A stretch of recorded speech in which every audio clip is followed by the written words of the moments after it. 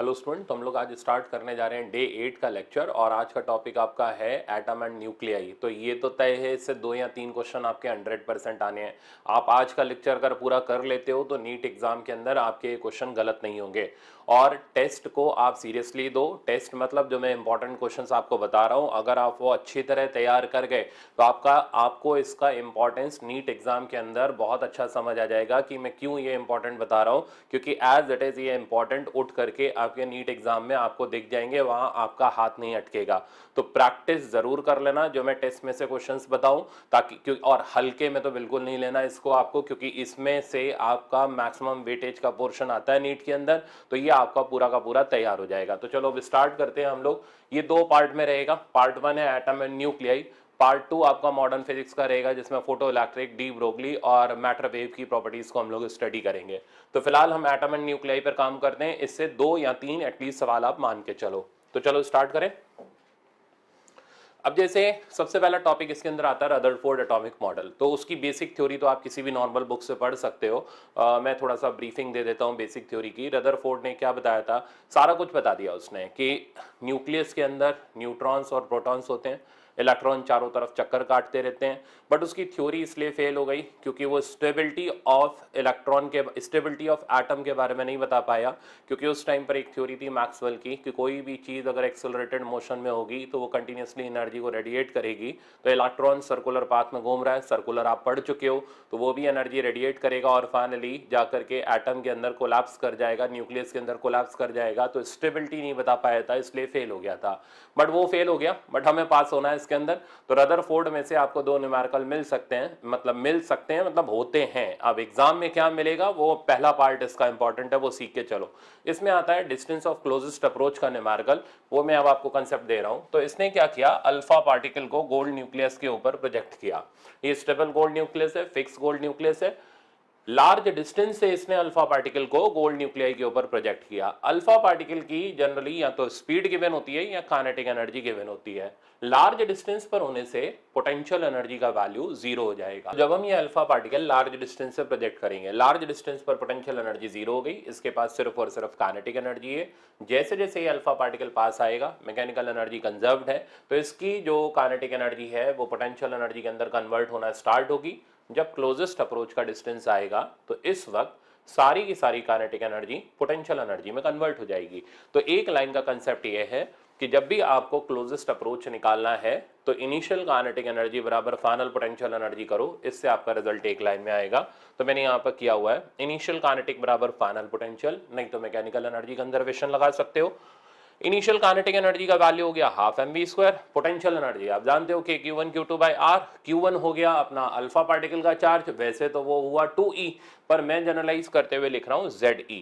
तो अल्फा का atomic number Z, alpha होता क्या है, डबली चार्ज हीलियम न्यूक्लियाई। हीलियम के दोनों इलेक्ट्रॉन्स निकाल दो तो वो बन जाता है अल्फा पार्टिकल, तो उस पर चार्ज हुआ +2e।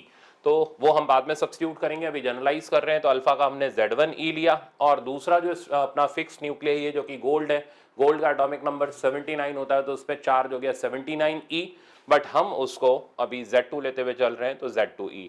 तो कहानी ये समझ आई कि distance of closest approach, mass of projected nuclei, projected मतलब अल्फा, तो मास ऑफ प्रोजेक्टेड न्यूक्लियाई के इनवर्सली प्रोपोर्शनल होता है। कई बार इसमें कंसेप्चुअल भी आया हुआ है। तो अगर मास ज्यादा होगा, अल्फा की जगह हैवी पार्टिकल प्रोजेक्ट करेंगे, तो मास अगर ज्यादा होगा तो आर नॉट का वैल्यू कम हो जाएगा। Similarly R not Z1 Z2 के डायरेक्टली प्रोपोर्शनल है। जितना एटॉमिक नंबर ज्यादा लेंगे उतना आर नॉट का वैल्यू भी, यानी क्लोजेस्ट अप्रोच का डिस्टेंस भी ज्यादा मिलेगा। तो ये इसकी बेसिक प्रॉपर्टी निकली। अच्छा, अब न्यूमेरिकल पे चलते हैं। न्यूमेरिकल ये रहा, बिल्कुल पेटेंटेड फिट न्यूमेरिकल है। कैलकुलेशन सीखो। फाइनल आंसर मैंने यहाँ लिखा हुआ है, बट कैलकुलेशन करके मैं आपको दिखा रहा हूँ कैसे आपको एग्जाम में मैनेज करनी चीजें। तो कहता है an alpha particle is projected with kinetic energy 0.79 MeV towards a fixed gold nuclei. Find out distance of closest approach. तो अल्फा पार्टिकल को लार्ज डिस्टेंस से गोल्ड न्यूक्लियस की तरफ प्रोजेक्ट किया गया। तो initial kinetic energy equals to final potential energy. अब kinetic energy जो चाहिए वो जूल में चाहिए, उसे कैसे लाएंगे वो देखो। 0.79 मेगा हो गया 10 की पावर 6। इलेक्ट्रॉन की जगह आप ई रखो, चार्ज मत डालो अभी उसका। और अब इलेक्ट्रॉन के चार्ज का यूनिट हो गया कूलम, कूलम इंटू वोल्ट बन जाएगा जूल। तो यहां की एनर्जी जूल में कन्वर्ट हो गई। पोटेंशियल एनर्जी का फॉर्मूला डालो, के को हम बाद में निपट लेंगे, Z1 Z2 या Q1 Q2 divided by R0। Q1 हो गया अल्फा का, कहां गया अल्फा पार्टिकल, हाँ अल्फा पार्टिकल का चार्ज 2e, इधर हो गया 79e, ये गोल्ड के लिए आ गया, नीचे R0, इधर का यूनिट भी हमारे पास जूल में आ गया। अब देखो मैंने क्यों बोला था पुट मत करो, क्योंकि एक ई तो यहां से कैंसिल आउट हो जाएगा, तो R0 का वैल्यू आप लोगे। अब आप सारा डाटा सब्स्टिट्यूट करो, के की जगह आ गया 9 × 10 की पावर 9 इंटू 2 इंटू 79, एक इलेक्ट्रॉन बचा उसका चार्ज डालो 1.6 × 10 की पावर -19 डिवाइडेड बाय 0.79 इंटू 10 की पावर 6। अब इसको आप सिंप्लीफाई करो, देखो 79 और 79 ऊपर नीचे से कट जाएगा, तो कोई बहुत भारी भरकम कैलकुलेशन नहीं है। फाइनल आंसर आप जब इसे सॉल्व करके निकालोगे, बट आप कंप्लीट करना, छोड़ना मत अधूरा, तो R0 का वैल्यू जब आप निकालोगे तो यह आ जाएगा 288 इंटू 10 की पावर -15 मीटर, और इसी 288 इंटू 10 की पावर -15 मीटर को हम बोलते हैं 288 फेम्टोमीटर। तो फेम्टो होता है 10 की पावर -15, तो आंसर इसका फेम्टोमीटर के ऑर्डर का आ गया। तो मेरे ख्याल से आसान सा कंसेप्ट था, थ्योरेटिकल मैंने बता दिया, मास के इनवर्सली प्रोपोर्शनल होता है, ये ध्यान रखना है आपको, ठीक है ना। Z1 Z2 के डायरेक्टली प्रोपोर्शनल होता है, तो आपकी AIPMT में प्रोपोर्शनलिटी का क्वेश्चन आ चुका है, तो वो आप डायरेक्ट कर सकते हो। दूसरा, जब इसने रदरफोर्ड ने अल्फा पार्टिकल प्रोजेक्ट किए, तो कुछ अल्फा पार्टिकल थीटा एंगल पर स्कैटर होकर के गए, तो number of alpha particle scattered पर यूनिट टाइम या पर सेकंड बोल लो is inversely proportional to sine की पावर 4 थीटा बाई 2, ये z नहीं है, इसको मैं क्लियर लिख दूं, तो थीटा बाई 2। तो ये रिजल्ट पर भी, ये मैंने जो प्रॉब्लम उठाया ये आईआईटी का प्रॉब्लम है, कहने को आईआईटी का, वैसे बाकी आप डायरेक्ट प्रोपोर्शनलिटी से देख सकते हो। तो number of alpha particle scattered पर unit time at an angle theta is given by inversely proportional to sine की पावर 4 थीटा बाई 2। अब प्रॉब्लम पढ़ो, तो प्रॉब्लम कह रहा है 100 alpha particles are scattered per second at an angle of 90 degree. तो 90 degree के एंगल पर 100 अल्फा पार्टिकल स्कैटर हुए। How many alpha particles are scattered per second at an angle of 60 degree. तो 60 डिग्री पर alpha particle scattered निकालने, direct हमने use किया n1 by n2, क्योंकि n इनवर्सली प्रोपोर्शनल है, तो n1 के सामने साइन थीटा 2 वाला टर्म आएगा, n2 के सामने साइन थीटा 1 आ जाएगा। अच्छा, n1 हमें दे रखे थे 100 और एंगल हमें दे रखा था 90, तो नीचे का एंगल हो गया 90 बाई 2, दैट मींस 45। दूसरा एंगल 60 डिग्री का हमें पता करना था, तो ऊपर आ गया 30 डिग्री। आप देख लो, सिंपल इजी कैलकुलेशन है। और number of alpha particle scattered पर यूनिट टाइम या per second at an angle of 60 degree, हमारे पास उसकी क्वांटिटी आ गई 400। अब चलते हैं आगे। तो रदरफोर्ड के बाद अब हमारे पास आती है बोर की थ्योरी। इसके अंदर अगर आप ट्रेंड देखोगे, जो नीट में या AIPMT में, इवन एम्स में भी जो क्वेश्चंस आए हुए हैं, वो ज्यादातर क्वेश्चन आपके दो जगह से आए हुए हैं। स्पेक्ट्रल लाइन मोस्ट इंपॉर्टेंट है, वो केमिस्ट्री और फिजिक्स में सेम है, उसके न्यूमेरिकल में आगे आपको दिखाई दूंगा। दूसरा एटॉमिक रिकॉइल के प्रॉब्लम भी बहुत ज्यादा आए हुए हैं। तो बोर थ्योरी के अंदर ये दो तीन चीजें इंपॉर्टेंट हैं जहां से प्रॉब्लम आए हुए हैं। अब ये पूरे के पूरे फॉर्मूले। अच्छा, बोर की थ्योरी एक बार रिवाइज कर लेते हैं। 3 पोस्टुलेट है। पहला पोस्टुलेट, सारे इलेक्ट्रॉन सर्कुलर ऑर्बिट में घूमेंगे, ठीक है ना, और उनको घुमाने के लिए जो सेंट्रिपेटल फोर्स होगी वो कूलम फोर्स होगी। तो वो आप किसी भी नॉर्मल बुक से आप पढ़ सकते हो, इसलिए मैंने इसको यहाँ पर रखा नहीं है। तो कूलम फोर्स सेंट्रिपेटल फोर्स का काम करती है। दूसरा पोस्टुलेट, इलेक्ट्रॉन सिर्फ उन्हीं सर्कुलर ऑर्बिट में बिना एनर्जी रेडिएट करे हुए घूमेंगे जिनका angular momentum integral multiple of h/2π होगा। तो पहला पोस्टुलेट लिख देता हूं मैं यहां साइड में। तो फर्स्ट पोस्टुलेट कि कूलम फोर्स यानी कि Q1 Q2 bye r² centripetal का काम करेगी mv² बाय r। ये किसके किसके बीच में लगने वाली कूलम फोर्स है? इलेक्ट्रॉन और न्यूक्लियस के बीच में लगने वाली कूलम फोर्स है। तो K इलेक्ट्रॉन का चार्ज E, न्यूक्लियस पर charge Ze by r² equals to mv² by r। ये हो गया हमारा बोर का फर्स्ट पोस्टुलेट। बोर का सेकंड पोस्टुलेट कि इलेक्ट्रॉन सिर्फ उन्हीं सर्कुलर ऑर्बिट में बिना एनर्जी रेडिएट करे हुए घूमेगा जिनका angular momentum integral multiple of h/2π होगा। तो mvr इक्वल्स टू nh/2π, ये हमारा बोर का सेकंड पोस्टुलेट है। इनके बेसिस पर ये सारे फॉर्मूले डिराइव किए जाते हैं जो किसी भी बुक में इजीली अवेलेबल है। एंगुलर स्पीड, इसमें क्या प्रोपोर्शनलिटी का रिजल्ट हमें याद रखना है, ये आपको रटना है, बात खत्म होगी, इसलिए मैंने चार्ट एक जगह दे दिया। अगर आपके पास नहीं है तो आप ये चार्ट से लिख सकते हो, और अगर है तो बहुत अच्छी बात है, ठीक है ना। आपको वो रिजल्ट रटे हुए होने चाहिए। इसमें कौन कौन से बहुत ज्यादा इंपॉर्टेंट है वो मैं हाईलाइट कर दे रहा हूं। Time period, time period most important है। It is proportional to n cube divided by z square. तो मैं यहां पर लिख दे रहा हूं जो जो काफी इंपॉर्टेंट रिजल्ट्स हैं जो आपको एज इट इज याद होने चाहिए। तो time period proportional to n cube by z square,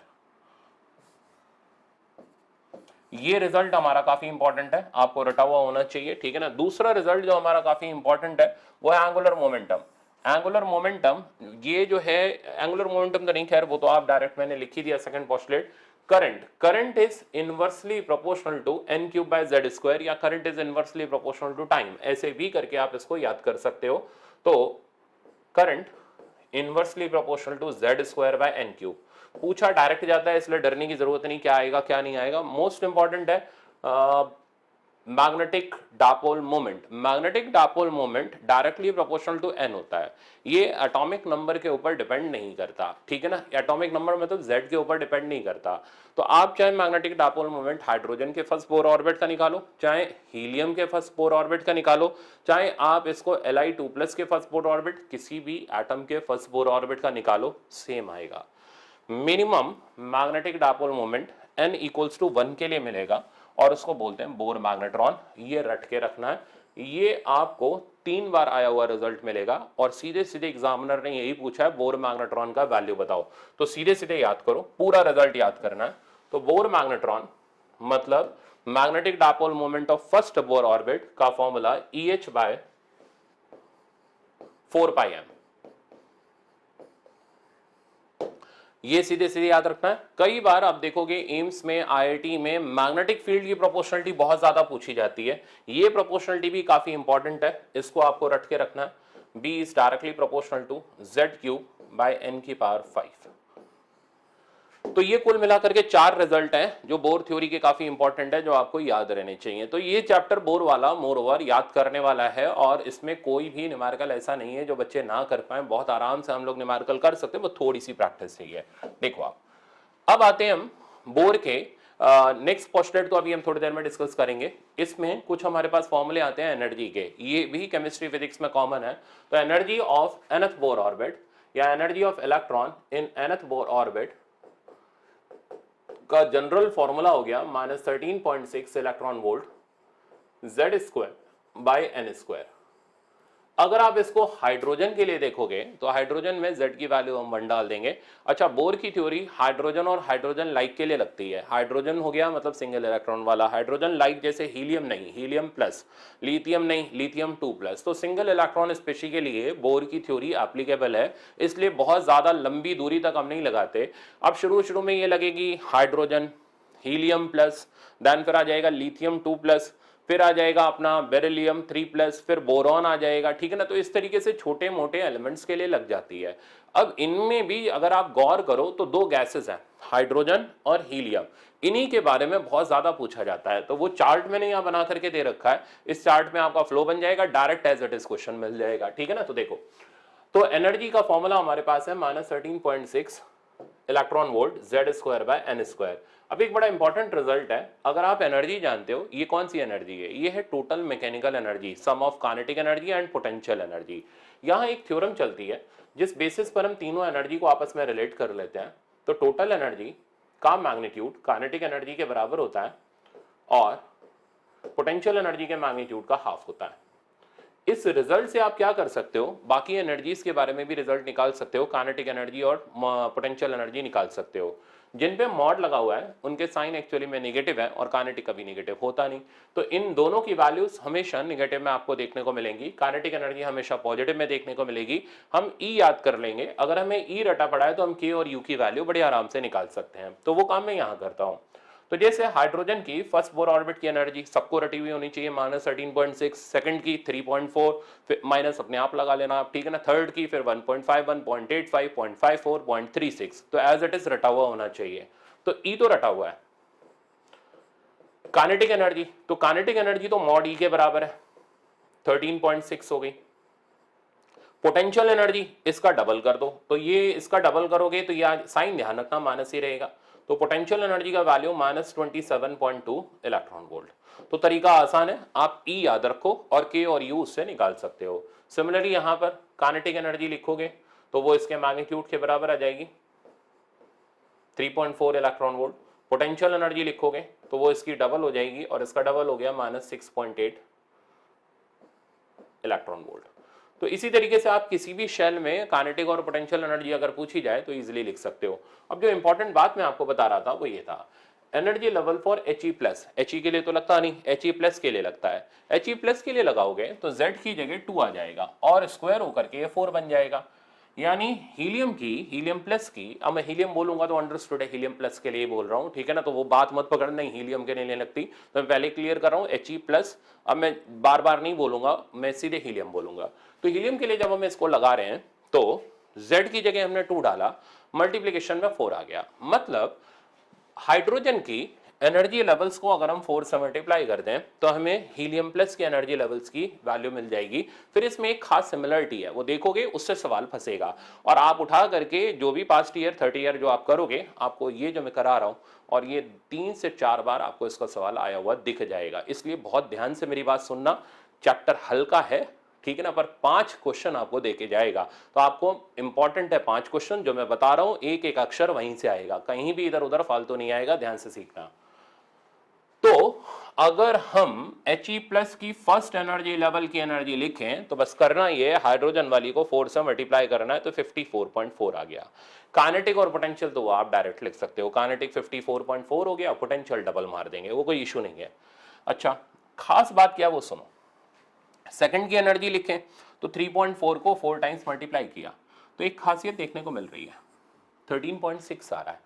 क्या खासियत देखने को मिल रही है कि हाइड्रोजन के फर्स्ट की जो एनर्जी है, हीलियम प्लस के सेकंड की वो एनर्जी है, और गौर करना इसकी एनर्जी 3 है और 6 वाले की एनर्जी भी इतनी है, 3.4 है, इसके फोर्थ वाले की एनर्जी 3.4 है, इसके थर्ड वाले की एनर्जी 1.51 है, तो इसके 6 वाले की 1.51 है, इसके फोर्थ वाले की 0.85 है तो उसके 8th वाले की 0.85 होगी, इसके 5th वाले की 0.54 है तो उसके 10th वाले की 0.54 होगी। तो क्या इतने से समझ तो आ गया होगा ना कि हाइड्रोजन के एनर्जी लेवल्स की जो एनर्जी है He+ में वो डबल की एनर्जी है। तो हाइड्रोजन के फर्स्ट एनर्जी लेवल की एनर्जी हीलियम प्लस के सेकंड एनर्जी लेवल की एनर्जी के बराबर है, हाइड्रोजन के सेकंड की एनर्जी हीलियम प्लस के फोर्थ की एनर्जी लेवल के बराबर है।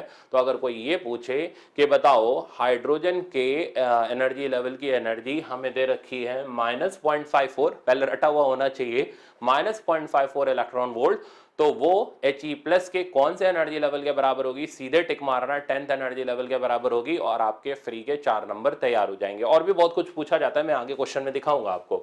अच्छा, तो ये चीज मैंने यहां लिख दिया। तो हाइड्रोजन के फर्स्ट एनर्जी लेवल की एनर्जी, हीलियम प्लस के सेकंड एनर्जी लेवल की एनर्जी, यानी हाइड्रोजन का जो एनर्जी लेवल है हीलियम प्लस का डबल एनर्जी लेवल जाएगा। तो ये रिजल्ट आप डायरेक्ट याद रखना। अब आगे चलते हैं, काफी इंपॉर्टेंट है, 3 से 4 बार इस तरीके का रिजल्ट आया हुआ है। अब देखो ये रहा question, find out energy level in He+ which is same energy as that of 5th energy level. ये आया हुआ क्वेश्चन है इसलिए मैंने यहां पर लिखा है same energy as that of 5th energy level of hydrogen. तो आपको कुछ करने की जरूरत नहीं, सीधे टिक मारना है, 10 के बराबर होता है। प्रूविंग मैंने दी है, n बराबर 5 हाइड्रोजन के लिए डाला, z की वैल्यू 1 डाली, हीलियम के लिए मैं नहीं पता, n रहने दिया, z की जगह 2 रखा, सॉल्व किया, n की वैल्यू 10 आ गई। बट सॉल्व भी नहीं करना, सीधे सीधे रिजल्ट याद रखो, आंसर टिक मारो, 4 नंबर लो और खुशी खुशी घर आ जाओ। Next absorption. अब आते हैं थर्ड पोस्टुलेट पर। थर्ड पोस्टुलेट में 2 बातें आती हैं, एक एब्जॉर्प्शन स्पेक्ट्रम, एक एमिशन स्पेक्ट्रम। यहां से फिर से आपको दूसरा एक स्पेक्ट्रम प्रॉब्लम मिलेगा। पहला मैंने आपको बता दिया, पहला आपका था वो एनर्जी लेवल डायग्राम के ऊपर, जो चार्ट मैंने आपको दिया है, angular momentum, magnetic field, proportionality वाला रिजल्ट। दूसरा एक्सपेक्टेड था हाइड्रोजन, वो तो बहुत इंपॉर्टेंट है, हो सकता है इस साल फिर से आ जाए, हाइड्रोजन और He+ वाला। तीसरा बोर मॉडल के अंदर एक्सपेक्टेड प्रॉब्लम यहां से बनता है, ध्यान से देखना कौन सा, वो भी बता दूंगा, आएगा तो वही आएगा, नहीं तो नहीं आएगा, ठीक है ना। और ऐसी प्रैक्टिस, इसकी जबरदस्त प्रैक्टिस आपकी टेस्ट के अंदर हो जाएगी, आप चैप्टर नहीं भूलोगे, ठीक है ना। आप केमिस्ट्री का भी रिवीजन आपका फिजिक्स में ही हो जाएगा। चलो देखो, एब्जॉर्प्शन स्पेक्ट्रम और एमिशन स्पेक्ट्रम। अब ये क्या होता है, अगर हम किसी हाइड्रोजन एटम को ग्राउंड स्टेट में एनर्जी दें तो एनर्जी देने का तरीका क्या है, हम उसके ऊपर रेडिएशन इंसिडेंट कराएंगे। कोई मोमबत्ती लेके तो एनर्जी देने नहीं वाले, ठीक है ना। तो उसके ऊपर हम रेडिएशन इंसिडेंट कराएंगे, तो वो जो इलेक्ट्रॉन है वो सिर्फ उन्हीं फोटॉन्स को एब्जॉर्ब करता है जिनकी एनर्जी शेल की एनर्जी डिफरेंस के बराबर होती है। तो ये पॉइंट आपको केमिस्ट्री में भी पढ़ा होगा, फिजिक्स में भी एज इट इज आता है। फिर जब वो एक्साइट होकर के एक्साइटेड स्टेट में जाता है, जब वो वापस से ग्राउंड स्टेट में आता है तो बहुत सारे फोटॉन्स को एमिट करता है, ठीक है ना। और एमिट भी उन्हीं को करेगा जिनकी एनर्जी शेल की एनर्जी डिफरेंस के बराबर होगी। तो एब्जॉर्प्शन में सिर्फ वही एब्जॉर्ब होंगे जो शेल की एनर्जी डिफरेंस के बराबर होंगे, एमिट में भी वही एमिट होंगे जिनकी एनर्जी शेल की एनर्जी डिफरेंस के बराबर होगी। अब जैसे मान लो एन एनर्जी लेवल तक एक्साइटेशन हुआ है तो कितने डिफरेंट वेवलेंथ फोटॉन्स एब्जॉर्ब हुए होंगे। तो एक तो यहां से यहां फर्स्ट से सेकंड का हाइड्रोजन का एनर्जी डिफरेंस रटा हुआ होना चाहिए 10.2, 12.09, 12.75, 13.06 and up to so on. तो अगर आप एब्जॉर्प्शन स्पेक्ट्रम में इलेक्ट्रॉन को एक्साइटेड स्टेट में भेजना चाहते हो तो आपको 10.2 या ये इतनी एनर्जी लेवल के फोटॉन्स उसके ऊपर इंसिडेंट करवाने पड़ेंगे जिनको एब्जॉर्ब करके इलेक्ट्रॉन ग्राउंड से एक्साइटेड स्टेट में जाएगा। तो अगर nth शेल तक एक्साइटेशन हुआ है तो n-1 different wavelength photons absorb होते हैं, फॉर्मूला ध्यान रखना। तो अगर 7th शेल तक एब्जॉर्प्शन हुआ है, 7th शेल तक एक्साइटेशन हुआ है तो 6 डिफरेंट वेवलेंथ फोटॉन एब्जॉर्ब होंगे। कौन से? 1 से 2, 1 से 3, गिनते जाना, ठीक है ना। 1 से 2, 1 से 3, 1 से 4, 1 से 5, 1 से 6, 1 से 7, गिन लो 6 होंगे। आपको कोई सर जल्दी हो गया, कम करते हैं। मान लो 5th एनर्जी लेवल तक एक्साइटेशन हुआ, आप तो ठीक है ना, आप तो गिन सकते हो। तो 4 डिफरेंट वेवलेंथ फोटॉन्स एब्जॉर्ब होंगे। कौन से? 1 से 2, 1 से 3, 1 से 4, 1 से 5, हो गया ना 5th तक। तो इसी तरह n एनर्जी लेवल तक जब एक्साइटेशन हुआ है तो n-1 different wavelength photons absorb होंगे। कौन कौन से? 1 से 2, 1 से 3 and up to so on 1 से n। ये तो हुआ एब्जॉर्प्शन स्पेक्ट्रम। अब एमिशन की बारी। एमिशन में क्या होता है कि ये फोटॉन्स वापस से ट्रांजिट करते हैं, फिर यहां हम स्पेक्ट्रल लाइंस बनाते हैं। तो अगर nth शेल तक एक्साइटेशन हुआ है तो इस दौरान जो एमिशन होगा उसमें जितने डिफरेंट वेवलेंथ फोटॉन्स निकलेंगे उनकी टोटल क्वांटिटी होगी n(n-1/2)। फॉर्मूला ध्यान रखना, इसी से सवाल बनता है। जैसे अगर 4th शेल तक एक्साइटेशन हुआ है तो 4 से 1, 4 से 2, 4 से 3, अब फिर 3 से 2, 3 से 1, ये हो गया 3 से 1, ये हो गया 3 से 2, फिर 2 से 1। तो टोटल काउंटिंग करोगे अगर 4 वालों की तो 3, 2, 5 और एक 6 डिफरेंट वेवलेंथ फोटॉन मिलेंगे। पहला वाला यहां मिलेगा 2 से 1, दूसरा यहां से मिलेगा, ठीक है ना। कहां से कहां? 3 से 1 एंड 3 से 2। तीसरे मिलेंगे आपको 4 से 1, 4 से 2, 4 से 3 and up to so on.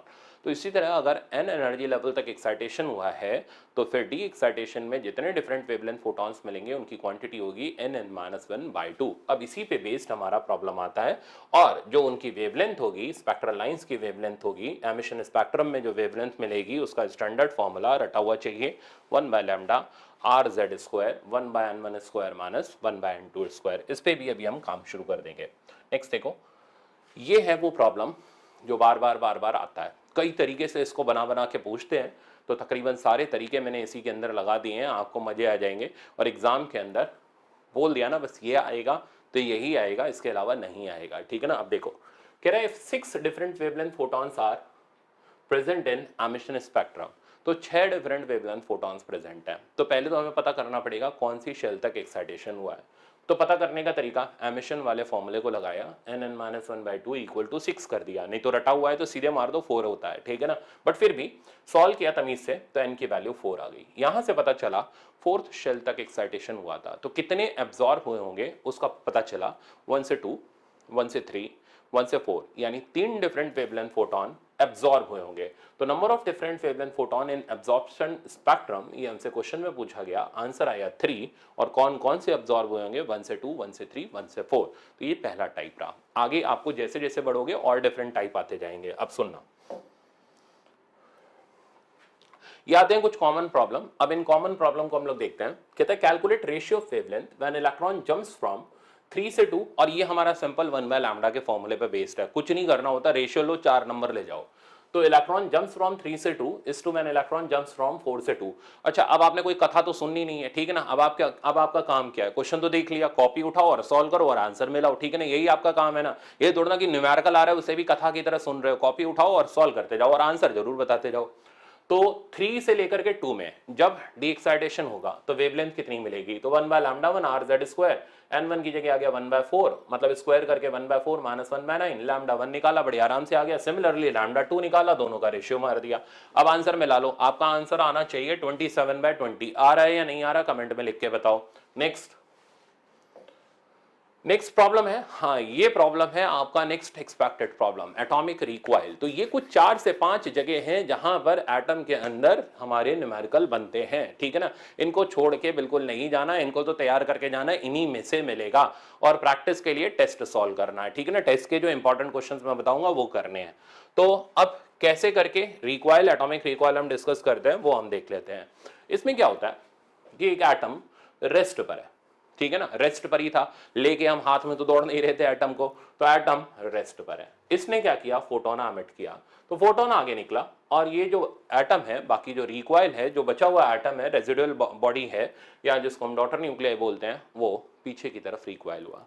ठीक, अब पीछे की तरफ क्यों, क्योंकि इस प्रोसेस में मोमेंटम कंजर्व है, इनिशियल मोमेंटम जीरो है तो फाइनल भी जीरो होगा। तो अगर एक आगे जाएगा तो दूसरा उसे कंपनसेट करने के लिए पीछे जाएगा। अब हमें इसकी रिकॉइल वेलोसिटी निकालनी होती है, जिसे हम मोमेंटम कंजर्वेशन से निकाल लेते हैं।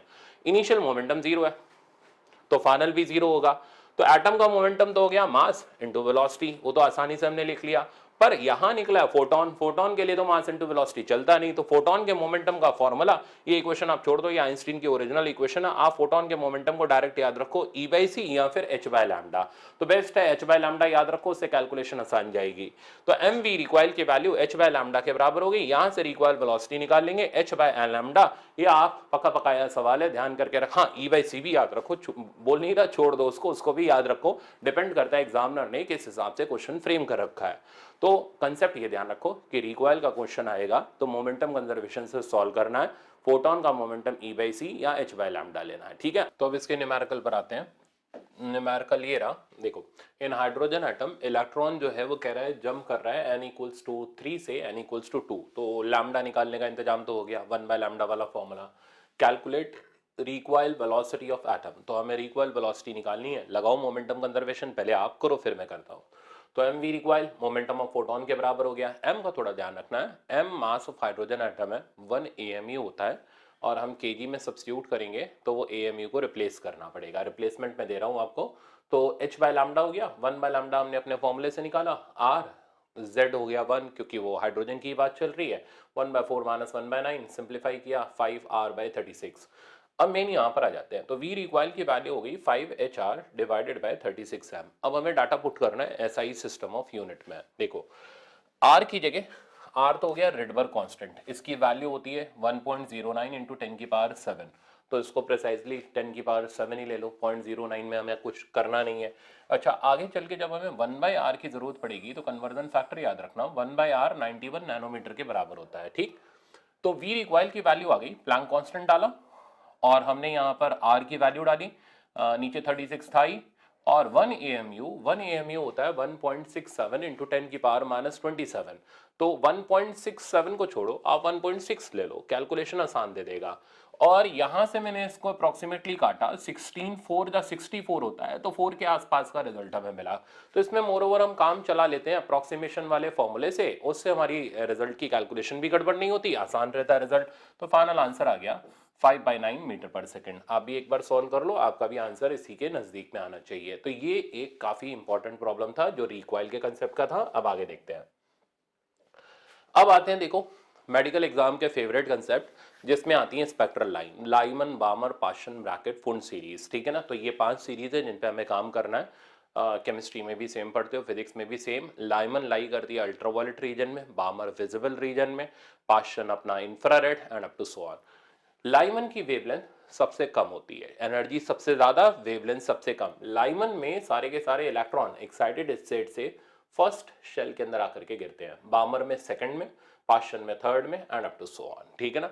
अच्छा, तो फर्स्ट में गिरने पर अल्ट्रावायलेट मिलेगा, सेकंड में जहां से भी इलेक्ट्रॉन गिरेगा विजिबल रीजन मिलेगा, थर्ड में इंफ्रारेड मिलेगा, फोर्थ में फिर इंफ्रारेड के थोड़ा सा आगे मिलेगा आपको, and up to so on. तो ये हमारा पूरा स्पेक्ट्रल लाइंस है, इसमें रटना है आपको वेवलेंथ रेंज, वैसे आप डिराइव भी कर सकते हो, कोई ज्यादा टाइम कंज्यूमिंग नहीं है, आसानी से आ जाता है। जैसे लाइमन सीरीज में मैंने यहां पर लिख दिया energy is maximum while wavelength is minimum, ठीक है ना। अच्छा, एनर्जी अगर डिक्रीज करेगी तो वेवलेंथ जो है वो इंक्रीज करेगी। तो अगर हम लाइमन से बामर की तरफ मूव करें, बामर से पाशन जाएं, ब्रैकेट जाएं, आगे जाएं, तो इधर जाने पर एनर्जी जो है वो कम होती चली जा रही है, वेवलेंथ बढ़ती चली जा रही है, ठीक है ना। तो सबसे कम वेवलेंथ, मिनिमम वेवलेंथ लाइमन के फोटॉन्स की होगी। अब आगे सुनो, लाइमन में कुछ छोटे मोटे नामकरण हैं, ये हमें पता होने चाहिए। जैसे ये होगी ग्राउंड स्टेट, इसको बोलेंगे फर्स्ट एक्साइटेड स्टेट, तो n इक्वल्स टू 2 कहलाएगी फर्स्ट एक्साइटेड स्टेट, 3 कहलाएगी second excited state, and up to so on. 2 से जब 1 में इलेक्ट्रॉन आता है तो इसको बोलते हैं first line of Lyman. First line, second line, third line, कई बच्चों को कंफ्यूजन होता है, कईयों को तो पता ही नहीं होता। तो जिनको नहीं पता या जिनको कंफ्यूजन है या जिनको पता है, अच्छी तरह दिमाग में सेट कर लो, first line, second line, third line और सीरीज लिमिट, ये नाम इंक्रीजिंग ऑर्डर ऑफ एनर्जी में है और डिक्रीजिंग वेवलेंथ में है। तो फर्स्ट लाइन में एनर्जी मिनिमम होगी और वेवलेंथ मैक्सिमम होगी, सीरीज लिमिट में एनर्जी मैक्सिमम होगी और वेवलेंथ मिनिमम होगी, ये ध्यान रखना, उल्टा मत सोच लेना यहां पे, ठीक है ना।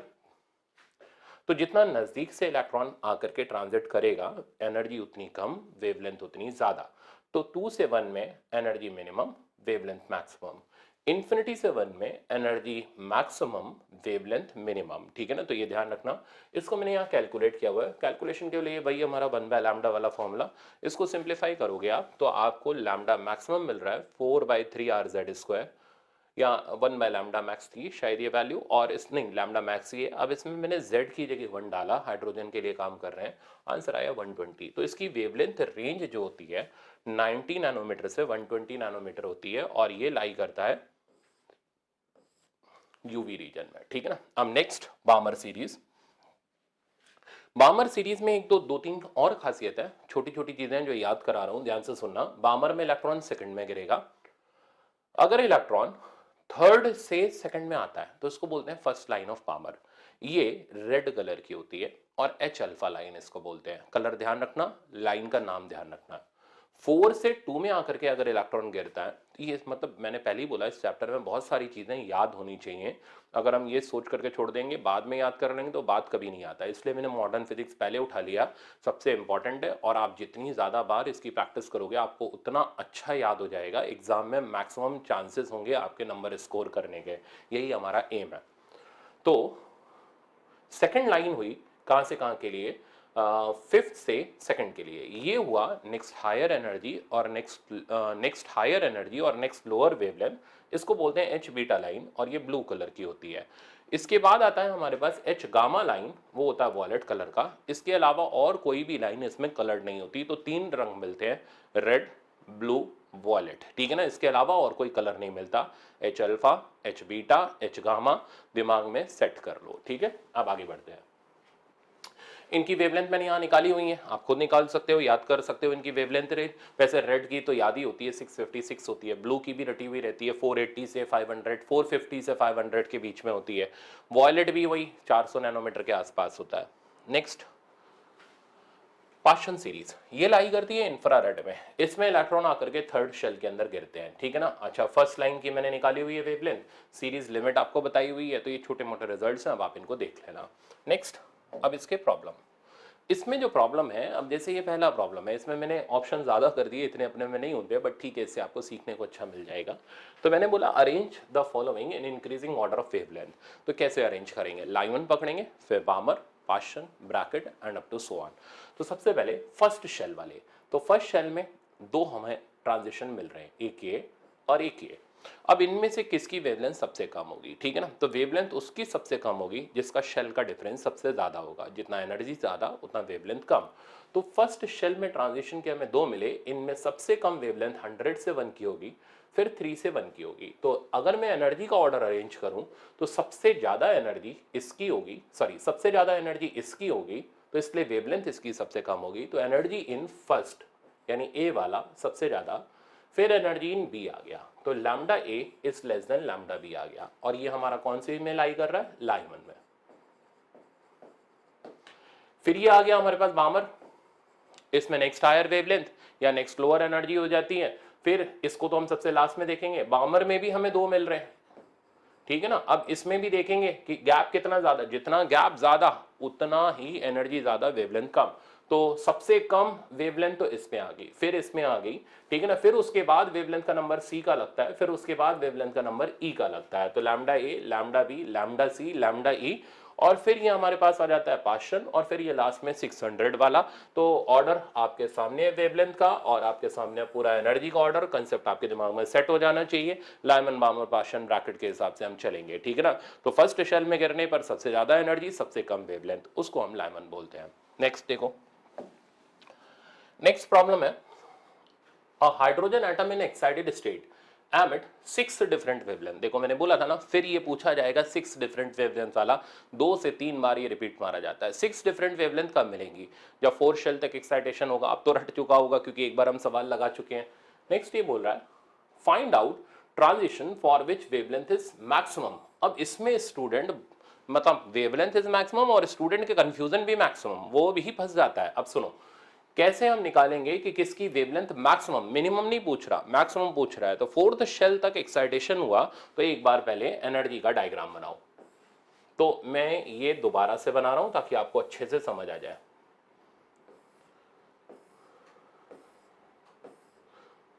तो 1 2 3 4 देखना बेटा ध्यान से।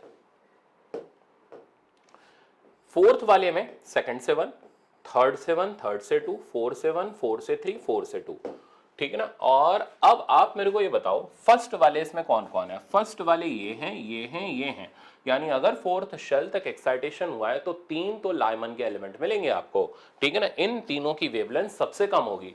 और जरा चेक करो, 2 इसमें बामर मिल रहे हैं, ये चीज बहुत इंपॉर्टेंट चीज है जो मैं आपको बता रहा हूं, ठीक है ना, कि अगर 4th शेल तक एक्साइटेशन हुआ तो कौन कौन सी स्पेक्ट्रल लाइंस मिलेंगी। 3 लाइमन मिल रही हैं, 2 इसमें बामर मिल रही है, और 1 इसमें पाशन मिल रही है। नाम के हिसाब से लिख दे रहा हूं। तो ये 3 लाइमन मिल रहे हैं, 2 बामर मिल रहे हैं, और 1 पाशन सीरीज मिल रही है। अब सबसे ज्यादा वेवलेंथ लाइमन, बामर, पाशन में किसकी होगी, तो पाशन की होगी। तो आंसर जाएगा 4 से 3। तो ऑप्शन नंबर हमारा सी हो गया, 4 से 3 वाला मैक्सिमम वेवलेंथ। मिनिमम वेवलेंथ कौन देगा, लाइमन देगा। लाइमन में भी सबसे कम वेवलेंथ किसकी होगी, जिसका एनर्जी सबसे ज्यादा, यानी 4 से 1 की वेवलेंथ सबसे कम, फिर ये पॉइंट समझ आया। ऐसे करके ये क्वेश्चंस बनते हैं जिसमें स्टूडेंट बहुत ज्यादा कंफ्यूज रहता है, और हम बिल्कुल प्रॉपर कंसेप्ट से चले तो सवाल 100% सही हो जाएगा। आप ये देखो, ये तो कितना आसान टॉपिक है, ठीक है ना। मतलब आप 1,00,000 गुना ज्यादा आसान है जो आप लास्ट वीक में पढ़ रहे थे, ठीक है ना। जो भी चीजें आपने लास्ट वीक में पढ़ी, इसमें है ही क्या, बस खाली बेसिक कंसेप्ट पता हो, हमारा सवाल सही। तो इसलिए यूनिट हमारे लिए मोस्ट इंपॉर्टेंट है। 4 नंबर फ्री के दे जाता है, बट कायदे से पढ़ने पर। अब आगे देखो, आ गया ये सवाल। अब इसको देखो, hydrogen atom emits blue light when it changes from 4 से 2। तो ये कौन सा वाला कलर मैंने बताया था, H alpha, H beta, H gamma, 3 ही रंग थे। ब्लू कलर कब मिलता था, जब 4 से 2 में ट्रांजिशन होता था। अब ये क्या जा रहा है, which of the following light would it emit when it changes from 5 से 2। तो 5 से 2 में कौन सा मिलेगा, सीधे बेसिक कंसेप्ट पता है, वॉलेट कलर टिक मारा, आगे निकल गए। नेक्स्ट देखो, अब ये फिर आ गया, hydrogen atom has electron in 4th energy level. ये 4th वाला पीछा नहीं छोड़ रहा, ठीक है ना। ये तीसरा सवाल है जो मैं आपको एक ही कंसेप्ट के ऊपर दिखा रहा हूं, देखना। The number of different possible photons lies in which of the following series. तो ये मैंने अभी बताया, 3 तो आपको लाइमन के मिल गए, 2 बामर मिल गए, और 1 पाशन मिल गया। ऑप्शन नंबर हमारा ए करेक्ट हो गया। तो बेटा छोड़ के मत आना, ठीक है ना। एक ही सवाल के 3 तरीके मैंने आपको दिखाए, अब एग्जाम में मिल जाएगा। इसके बाद आपको 4 नंबर आपको लेके आने हैं। नेक्स्ट सवाल देखो, नेक्स्ट हमारे पास आता है, ये भी बहुत पूछा जाता है, पता नहीं क्या है इसके अंदर, कुछ भी नहीं, रेशियो से लो काम खत्म हो जाता है। The shortest wavelength of Brackett series. अब ब्रैकेट कब बनता है, Lyman, Paschen, Lyman, बामर, Paschen, bracket. Bracket तब बनेगा जब 4th में इलेक्ट्रॉन गिरेगा, और उसमें भी शॉर्टेस्ट वेवलेंथ चाहिए, यानी मैक्सिमम एनर्जी चाहिए, यानी इन्फिनिटी से लेकर के 4 के अंदर इलेक्ट्रॉन गिरेगा, जिसको हम सीरीज लिमिट ऑफ ब्रैकेट बोलेंगे, जिसकी वेवलेंथ जो होगी वो मिनिमम होगी, ठीक है ना। ध्यान रखना, मैक्सिमम नहीं, एनर्जी मैक्सिमम, वेवलेंथ मिनिमम। तो ये मैंने यहां पर दिखाया, इन्फिनिटी से लेकर के मैंने यहां गिराया, और ये हो गया Brackett series. Of hydrogen like atom, तो ये नहीं पता ये हाइड्रोजन है, हाइड्रोजन लाइक है, एटॉमिक नंबर Z हमें ढूंढना है, okay, is same as that of shortest wavelength of Balmer series, Balmer के बराबर है। तो वैसे तो डायरेक्ट ही कर सकते हो, हाइड्रोजन और हीलियम में ही सिमिलरिटी होती है, तो Z की वैल्यू तो 2 ही मिलनी है, आंख बंद करके भी टिक मार लो। और दूसरी पहचान, 2 में गिरने पर और 4 में गिरने पर सेम मिल रहा है, तो हीलियम वाले में डबल पे ही सेम मिलता है, तो 2 में जो मिलेगा वो उसके 4 में मिलेगा, ये दूसरी पहचान। अब तीसरा बिल्कुल प्रूफ ले लो, तो पूरा प्रूफ ये हमने क्या किया, यहाँ से 1 बाय लैम्डा का फॉर्मूला लगाया, यहाँ से 1 बाय लैम्डा का फॉर्मूला लगाया, लैम्डा मिनिमम ब्रैकेट का निकाला, लैम्डा मिनिमम हाइड्रोजन का निकाला, दोनों को कंपेयर कर दिया, Z का वैल्यू 2 आ गया। तो 3 तरीके मैंने आपको एक ही सवाल के दे दिए, पहले तो सुनते ही कर दो, दूसरा थोड़ा सा दिमाग लगा के करो, तीसरा अगर बिल्कुल ही ठस बुद्धि हो तो प्रूफ करके करो। तो अब आप इतना करने के बाद तो यार जैसी भी कैटेगरी में आ रहे हो तो वैसे टिक तो मार के आ सकते हो, ठीक है ना, छोड़ के आना तो नहीं बनता। अगर आपने नहीं भी पढ़ा है ना, अब तो पढ़ लिया, अब छोड़ के मत आना इसको, ठीक है ना। अब आगे चलते हैं, नेक्स्ट ये कह रहा है द ट्रांजिशन फ्रॉम स्टेट 4 से 3 in a hydrogen like atom results in UV radiation. तो 4 से 3 तो गिनते हैं जरा, और कौन सा है, हाइड्रोजन लाइक है, हाइड्रोजन लाइक एक ही मिलना है, उसमें हीलियम में मिलना और कुछ मिलना नहीं, फिर भी एक बार पूरा समझते हैं। 4 से 3 लामन बामर पाशन, ये बात चल रही है पाशन की, और 4 से 3 में हो गई फर्स्ट लाइन ऑफ पाशन। करना क्या है, results in ultraviolet radiation, infrared radiation would be obtained in the transition। infrared कब मिलेंगे, यूवी इसमें मिल रहा है, तो अगली सीरीज जो होगी उसके अंदर हमें जो मिलेगा वो कौन सा मिलेगा, इंफ्रारेड रेडिएशन मिलेगा। तो चलो चेक करते हैं। तो 4 से 3 के अंदर हाइड्रोजन लाइक एटम रिजल्ट्स इन कौन सा रेडिएशन, अल्ट्रावायलेट रेडिएशन। 1 2 3 4, तो यहां से यहां हमें यूवी मिल रहा है, ठीक है ना। अब इंफ्रारेड की जो वेवलेंथ होती है यूवी से तो ज्यादा होती है। अब ज्यादा वेवलेंथ कब मिलेगी, जब ट्रांजिशन अगली हायर शेल के अंदर हो, या तो 4th के अंदर हो, है ना, कहीं से भी 4th के अंदर हो, या फिर 5th के अंदर हो, and up to so on. तो अब ऑप्शन ढूंढते हैं, तो 2 से 1 में तो नहीं मिलेगा क्योंकि वेवलेंथ और कम हो जाएगी, ये गया।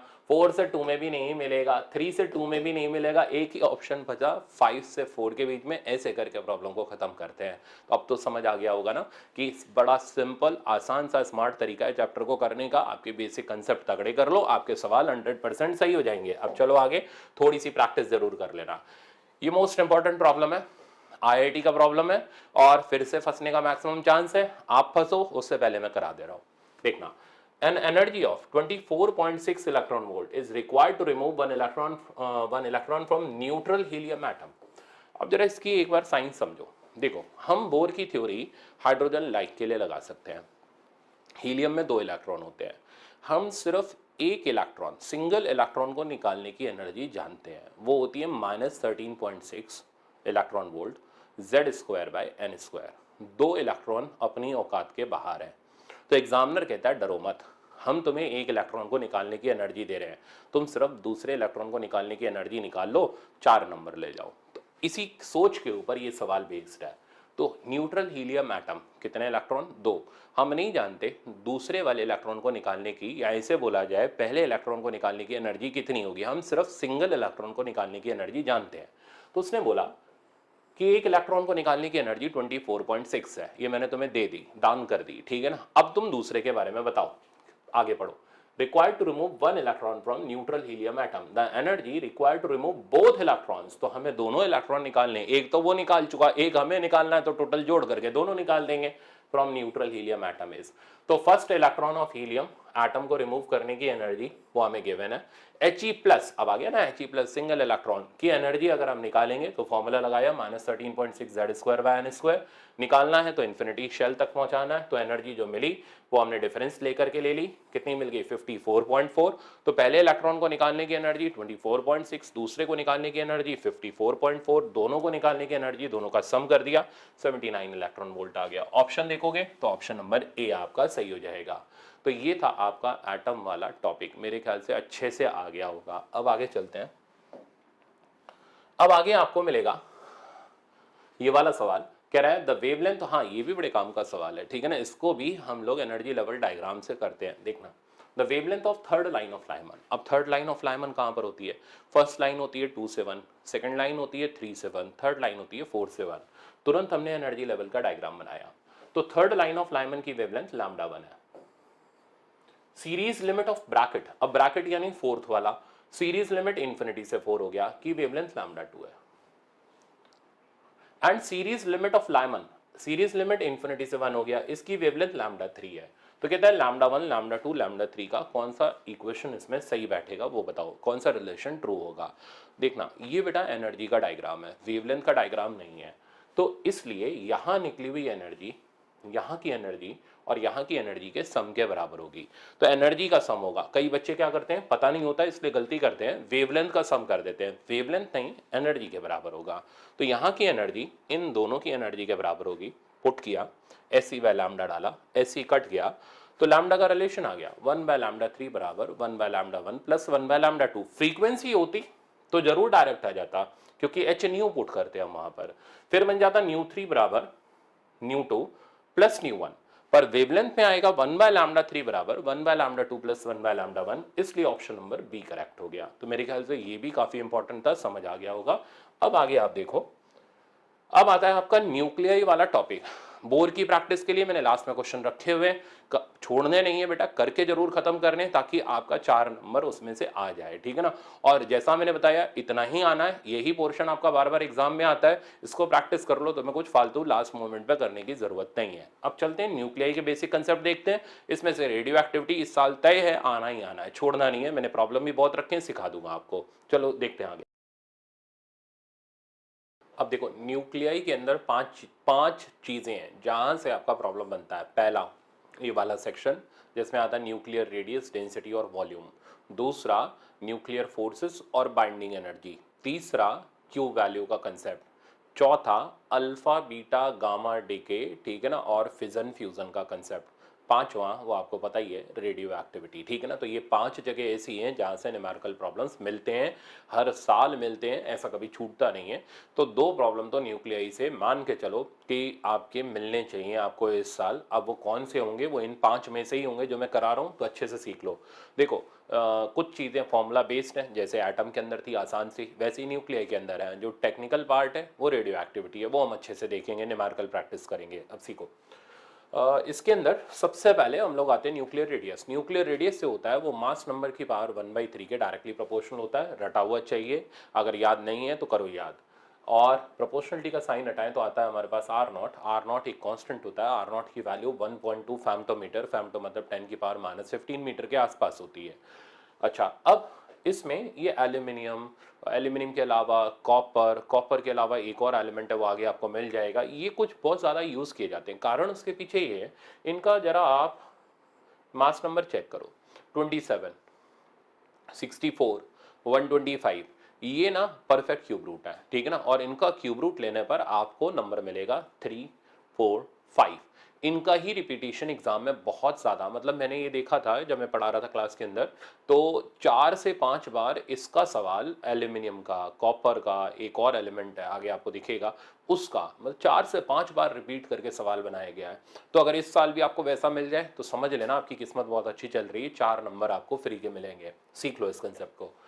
अब जैसे हमसे पूछा गया कि एल्यूमिनियम न्यूक्लियाई का रेडियस बताओ, तो कुछ नहीं करना, आर नॉट ए की पावर 1/3 लगाया, आर नॉट की जगह बेटा हमारे पास आ गया वही 1.2 फेम्टोमीटर, 27 की पावर 1/3 3 हो गया, तो 3 आर नॉट तो 3.6 फेम्टोमीटर। ये भी एज इट इज नीट में पूछा गया। आप सोचो ऐसे ऐसे क्वेश्चन भी पूछे जाते हैं फिर भी बच्चे छोड़ देते हैं, क्यों पता नहीं है, ठीक है ना। तो अब पता चल गया, तो इस तरीके का क्वेश्चन कभी नहीं छोड़ना आपको। कॉपर का पूछे तो कॉपर का कितना होता है 29 Cu, 63.5 की जगह 64 ले लो ना, क्या जा रहा है, 64 का क्यूब रूट हो जाएगा 4, तो 4 टाइम्स 1.2 यानी कितना हो गया 4.8 फेम्टोमीटर।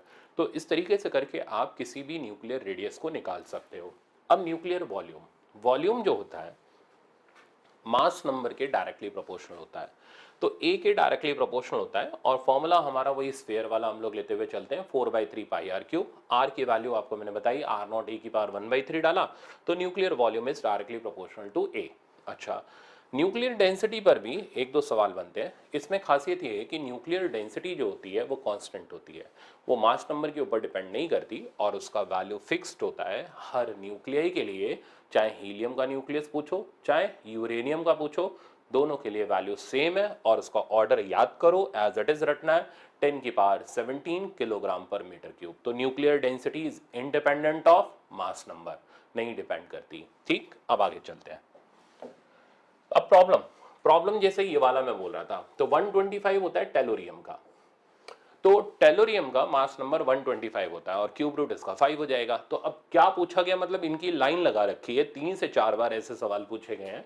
कहता है रेशियो ऑफ रेडियस बता दो एल्यूमिनियम का और टेलोरियम का। तो मतलब फोकट का सवाल है, कुछ नहीं करना, तो radius proportional to mass number की पावर 1/3 लगाया, तो इसके लिए तो हमारे पास 3 आ गया और उसके लिए हमारे पास 5 आ गया, आंसर बन गया 3/5। सिंपल। तो आगे चलते हैं। अच्छा, पर एक छोटा सा ट्विस्ट है, 3/5 ऑप्शन नहीं है, तो कई बच्चे बौखला सकते हैं, अरे 3/5 तो है नहीं, गलत तो नहीं हो गया। तो जरा चेक करो, थोड़ा सा दिमाग हल्का सा लगा दिया, 6/10 दे दिया, तो कोई बात नहीं, 2 से ऊपर नीचे मल्टीप्लाई करके 6/10 करके मैनेज कर लो, ऑप्शन नंबर ए करेक्ट हो जाएगा। नेक्स्ट एग्जाम्पल देखो, ये है इंपॉर्टेंट, ठीक है ना, इस तरीके का एग्जाम्पल आता है तो फिर हालत खराब होती है। तो सीखो, कहता है a heavy nucleus at rest breaks into two fragment which fly off with velocity in the ratio 8:1। तो एक रेस्ट पर न्यूक्लियस था, दो फ्रैगमेंट में टूट गया, एक आगे गया तो दूसरा पीछे रिकॉइल किया, एक का स्पीड v है तो एक का स्पीड 8v है। क्या पूछ रहा है, रेडियस ऑफ द फ्रैगमेंट। अब रेडियस कैसे निकाले, तो तरीका सुनो, पहले तो एक्सप्लोजन हुआ तो मोमेंटम कंजर्वेशन है, इसका मोमेंटम इसके मोमेंटम के बराबर होगा क्योंकि इनिशियल मोमेंटम 0 है, तो मैंने वो लगाया मोमेंटम कंजर्वेशन, m1v1 बराबर m2v2 रिजल्ट मिला 8m1 इक्वल्स टू m2।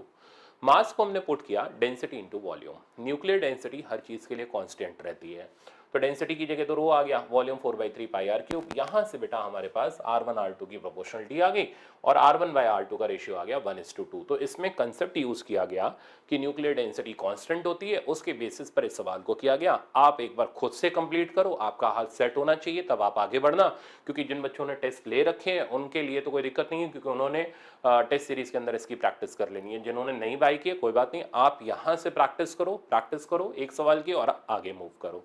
अब नेक्स्ट अगला कंसेप्ट पकड़ते हैं, ये आता है nuclear forces, again theoretical concept है। Nuclear forces pressure, volume, temperature इन वेरिएबल्स के ऊपर डिपेंड नहीं करती, चार्ज के ऊपर डिपेंड नहीं करती, मास के ऊपर डिपेंड नहीं करती, ये सिर्फ शॉर्ट रेंज फोर्सेस होती हैं और कुछ फेम्टोमीटर तक इफेक्टिव होती हैं। तो न्यूक्लियर फोर्स बिटवीन प्रोटॉन और ये न्यूक्लियर पार्टिकल्स को बाइंड करने के लिए रिस्पॉन्सिबल होती है। फेम्टोमीटर का डिस्टेंस आपको पता है ना, 10⁻⁻15, तो उस डिस्टेंस तक ये इफेक्टिव होती हैं। तो प्रोटॉन प्रोटॉन हो, न्यूट्रॉन न्यूट्रॉन हो या प्रोटॉन न्यूट्रॉन हो, सबके अंदर लगने वाली न्यूक्लियर फोर्स सेम रहेगी। नेट फोर्स निकालोगे तो वो दो चीज का रिजल्टेंट रहेगी, न्यूक्लियर और कूलम। अब देखो बेटा, प्रोटॉन प्रोटॉन में तो न्यूक्लियर भी होगा और कूलम भी होगा, न्यूक्लियर का काम अट्रैक्ट करके रखना, कूलम का काम रिपेल कराना, तो नेट फोर्स हो गई nuclear minus coulomb. Proton neutron में सिर्फ न्यूक्लियर होगा, कूलम नहीं होगा क्योंकि दूसरा अनचार्ज्ड है। न्यूट्रॉन न्यूट्रॉन में सिर्फ न्यूक्लियर होगा, कोई कूलम फोर्स नहीं होगा। तो अगर नेट फोर्स का ऑर्डर पूछे तो सबसे कम नेट फोर्स मिलेगी प्रोटॉन प्रोटॉन के बीच में, कम हो रही है किसकी वजह से, कूलम की वजह से, और बाकी प्रोटॉन न्यूट्रॉन और न्यूट्रॉन न्यूट्रॉन के बीच में सेम होगी। ये सिर्फ कुछ फेम्टोमीटर के लिए इफेक्टिव होती है, लार्ज डिस्टेंस के लिए एप्लीकेबल नहीं होती। नेक्स्ट देखो, अब ये न्यूमेरिकल है, इस तरीके के न्यूमेरिकल में एप्लीकेशन हमारा न्यूक्लियर डेंसिटी का भी हो जाता है, रेडियस का भी हो जाता है और इलेक्ट्रोस्टैटिक भी लग जाता है। तो इसलिए ऐसा सवाल मेरे को ज़्यादा अच्छा लगता है क्लासरूम में कराना, तो मैंने वैसा एक सवाल रखा है आपकी प्रैक्टिस के लिए। कह रहे दो कॉपर के न्यूक्लियाई हैं, touch each other, the electrostatic repulsion energy of the system is, हमें इनकी पोटेंशियल एनर्जी निकालनी है। कॉपर का रेडियस उसने दिया नहीं, देखो हम करने क्या वाले हैं, दो कॉपर के न्यूक्लियस पकड़े, टच करा दिया, कॉपर के अंदर चार्ज प्रोटॉन की वजह से होगा, सारे के सारे प्रोटॉन सेंटर पर रखे 29e, इधर भी 29e। अब हमें इनके बीच की पोटेंशियल एनर्जी निकालनी है, formula Q1 Q2 divided by R, पर वो तब लगेगा जब R पता हो। R कैसे पता चलेगा, R0 a की पावर 1/3। तो हमने सबसे पहले कॉपर का रेडियस निकाला, 4.8 फेम्टोमीटर आ गया। अब कैलकुलेशन कैसे मैनेज होती है वो सुनो, देखो 29 हमारी गणित बिगाड़ेगा, वो बिगाड़े हम उससे पहले उसे बिगाड़ देंगे। देखो 29 को मैंने यहां पर नियर बाय 30 ले लिया, ठीक है ना, और इसी तरह नीचे जो 4.8 था ये तो 16 से कट गया आराम से, और मैंने इसकी वैल्यू कैलकुलेट करी, आप भी कैलकुलेट करो, और इसकी वैल्यू आ रही है 135 MeV के आसपास, MeV मतलब मेगा इलेक्ट्रॉन वोल्ट। अब ऑप्शन देखे, ये हो नहीं सकता, ये हो नहीं सकता, ये हो नहीं सकता, एक ही ऑप्शन अपनी सुटेबल वैल्यू के आसपास फिट बैठ रहा है। कितना 126 126.15। तो बिल्कुल इमोशनल होकर के कैलकुलेट करने की जरूरत नहीं है, इस तरीके से दिमाग लगाओ, 29 है तो 30 ले लो। इससे क्या होगा, हमारी जो कैलकुलेशन होगी वो नियर बाय उसके आसपास आ जाएगी, 4 नंबर हमें मिल जाएंगे बिना किसी खास दिक्कत के। अब ये चीज आपको मैनेज करनी है, एक बार आप करो, आपका आंसर कितना आता है वेरीफाई करो, फिर आप आगे मूव करना। बट क्वेश्चन काफी इंपॉर्टेंट है। नेक्स्ट देखो, नेक्स्ट आती है बाइंडिंग एनर्जी। बाइंडिंग एनर्जी क्या होती है? बाइंडिंग एनर्जी होती है किसी भी न्यूक्लियस को उसके कॉन्स्टिट्यूएंट पार्टिकल प्रोटॉन और न्यूट्रॉन में तोड़ने की जो एनर्जी होती है उसको बोलते हैं बाइंडिंग एनर्जी। निकालने का तरीका ये आप किसी भी बुक में इजीली देख सकते हो, कुछ ऐसा नहीं है जो नहीं पता होता, सबको पता होता है। निकालने के लिए मास डिफेक्ट निकालो, तो वो हो गया। तो अगर मैं पहले रिएक्शंस को लिखूंगा तो मैं ऐसे लिखूंगा कि मैंने ZXA को ब्रेक किया, मैं इधर लिख के बता रहा हूं, ये कोई भी न्यूक्लियाई था, इसको इसके कॉन्स्टिट्यूएंट पार्टिकल प्रोटॉन और न्यूट्रॉन में ब्रेक किया, Z तो प्रोटॉन हो गए और A माइनस Z न्यूट्रॉन हो गए। अब इनका मास इसके मास से हमेशा ज्यादा होगा, क्योंकि कोई भी न्यूक्लियाई होगा वो अपने आप प्रोटॉन न्यूट्रॉन में तो टूटेगा नहीं, तो इसलिए स्टेबल होगा। तो इसका मास इसके मास से हमेशा ज्यादा मिलेगा, ठीक है ना। अब अगर मास ज्यादा मिलेगा तभी हमें इसे तोड़ने के लिए एनर्जी देनी पड़ेगी। तो ये जो एनर्जी है ना, ये एनर्जी मास के कंपनसेशन में देनी पड़ रही है। तो जिस साइड एनर्जी होगी मास उधर का हमेशा कम होगा। तो अगर आप बाइंडिंग एनर्जी देना चाहते हो तो आप इसे एनर्जी इसलिए देना चाहते हो ना कि इतना जो मास का डिफरेंस है उसके करस्पॉन्डिंग एनर्जी कम पड़ रही है। तो वो एनर्जी कितनी कम पड़ रही है वो निकालने का तरीका कि हमने सबसे पहले इसका मास डिफेक्ट निकाला, वो हो गया इधर का मास माइनस इधर का मास, वो मैंने यहां लिखा हुआ है, और उसे c² से मल्टीप्लाई किया। अब कन्वर्जन फैक्टर यूज किया कि जब मास डिफेक्ट की वैल्यू 1 AMU होती है तो 1 AMU into c² 931 mega electron volt के बराबर होता है, और बाइंडिंग एनर्जी मिल गई डेल्टा m इंटू 931। अब बाइंडिंग एनर्जी से क्या पता चलता है? कुछ नहीं पता चलता। बाइंडिंग एनर्जी पर न्यूक्लियन से पता चलता है कि कोई भी न्यूक्लियाई कितना स्टेबल है। जिसकी बाइंडिंग एनर्जी पर न्यूक्लियन सबसे ज्यादा, वो सबसे ज्यादा स्टेबल रहता है। तो स्टेबिलिटी ऑफ न्यूक्लियस पता चलती है बाइंडिंग एनर्जी पर न्यूक्लियन से, जिसके लिए हम नंबर ऑफ न्यूक्लियन से उसको डिवाइड कर देते हैं। अब आगे चलते हैं,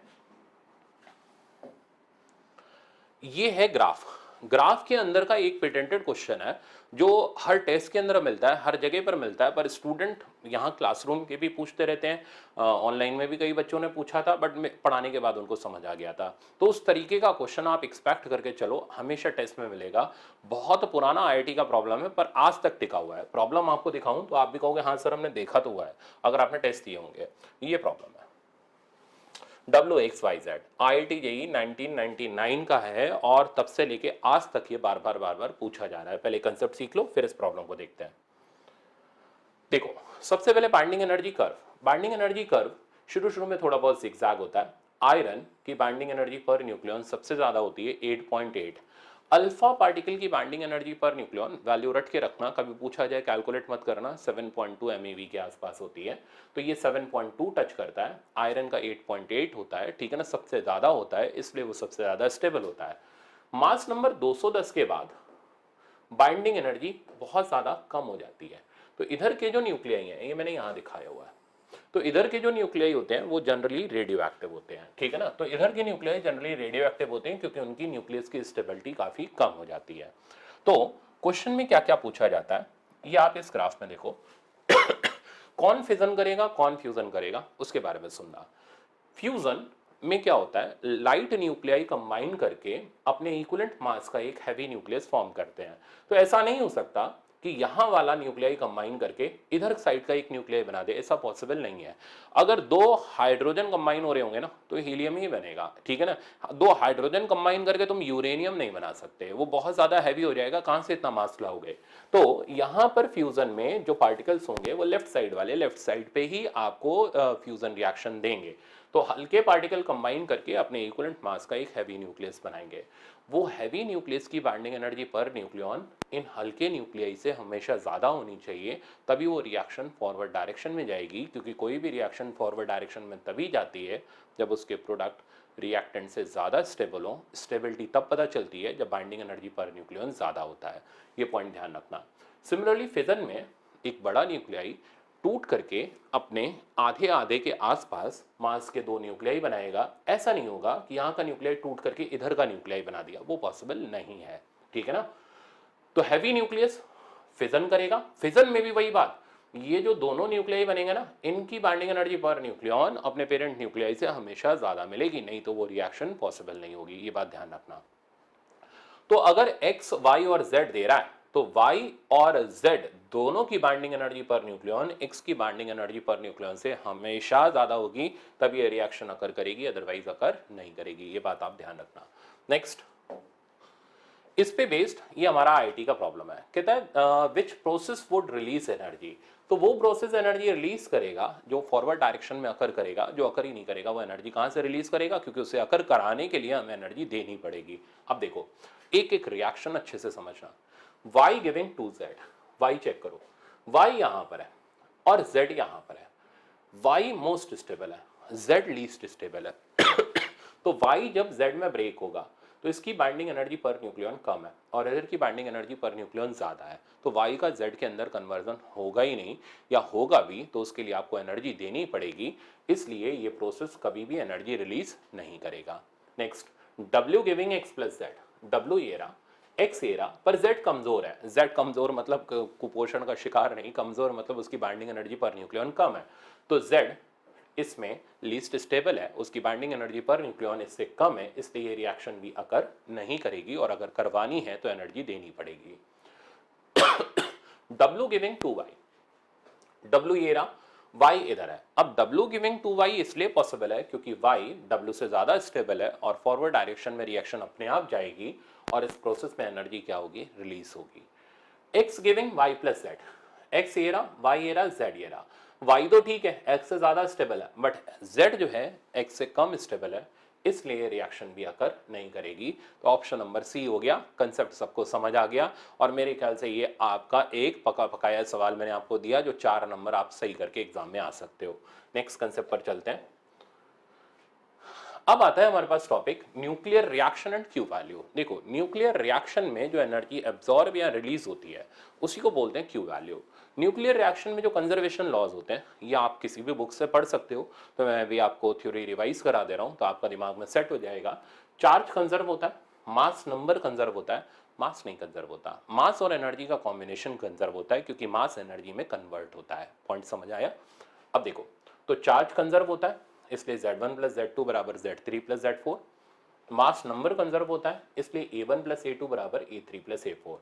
लीनियर मोमेंटम कंजर्व होता है किसी भी न्यूक्लियर रिएक्शन में, और साथ में एंगुलर मोमेंटम भी कंजर्व होता है। एनर्जी कंजर्वेशन इस तरीके से लगता है, टोटल एनर्जी जितनी लेफ्ट साइड पर होगी वो total energy mass energy relationship वाली एनर्जी प्लस साथ में काइनेटिक एनर्जी, तो लेफ्ट और राइट की टोटल एनर्जी कंजर्व होगी और मास का कन्वर्जन एनर्जी के अंदर होगा ही होगा, या उतने मास के लिए हमें एनर्जी की रिक्वायरमेंट होगी। अगर एनर्जी रिक्वायर्ड होगी तो रिएक्शन बोलेंगे हम एंडो एर्जिक है, एंडोथर्मिक नहीं बोलते, एंडो एर्जिक बोलते हैं, और अगर एनर्जी रिलीज होगी तो हम बोलेंगे एक्सो एर्जिक है। ठीक है ना, तो ये यहाँ के बेसिक कंसेप्ट है। अब आप आगे चलो, और क्यू वैल्यू निकालने के हमारे पास 3 मेथड है। ठीक है ना, इन 3 मेथड पे हम काम करेंगे, इनमें से एक मेथड पे सवाल बनता ही बनता है, वो सुनो कौन सा है। मेथड नंबर 1 है मास डिफेक्ट मेथड।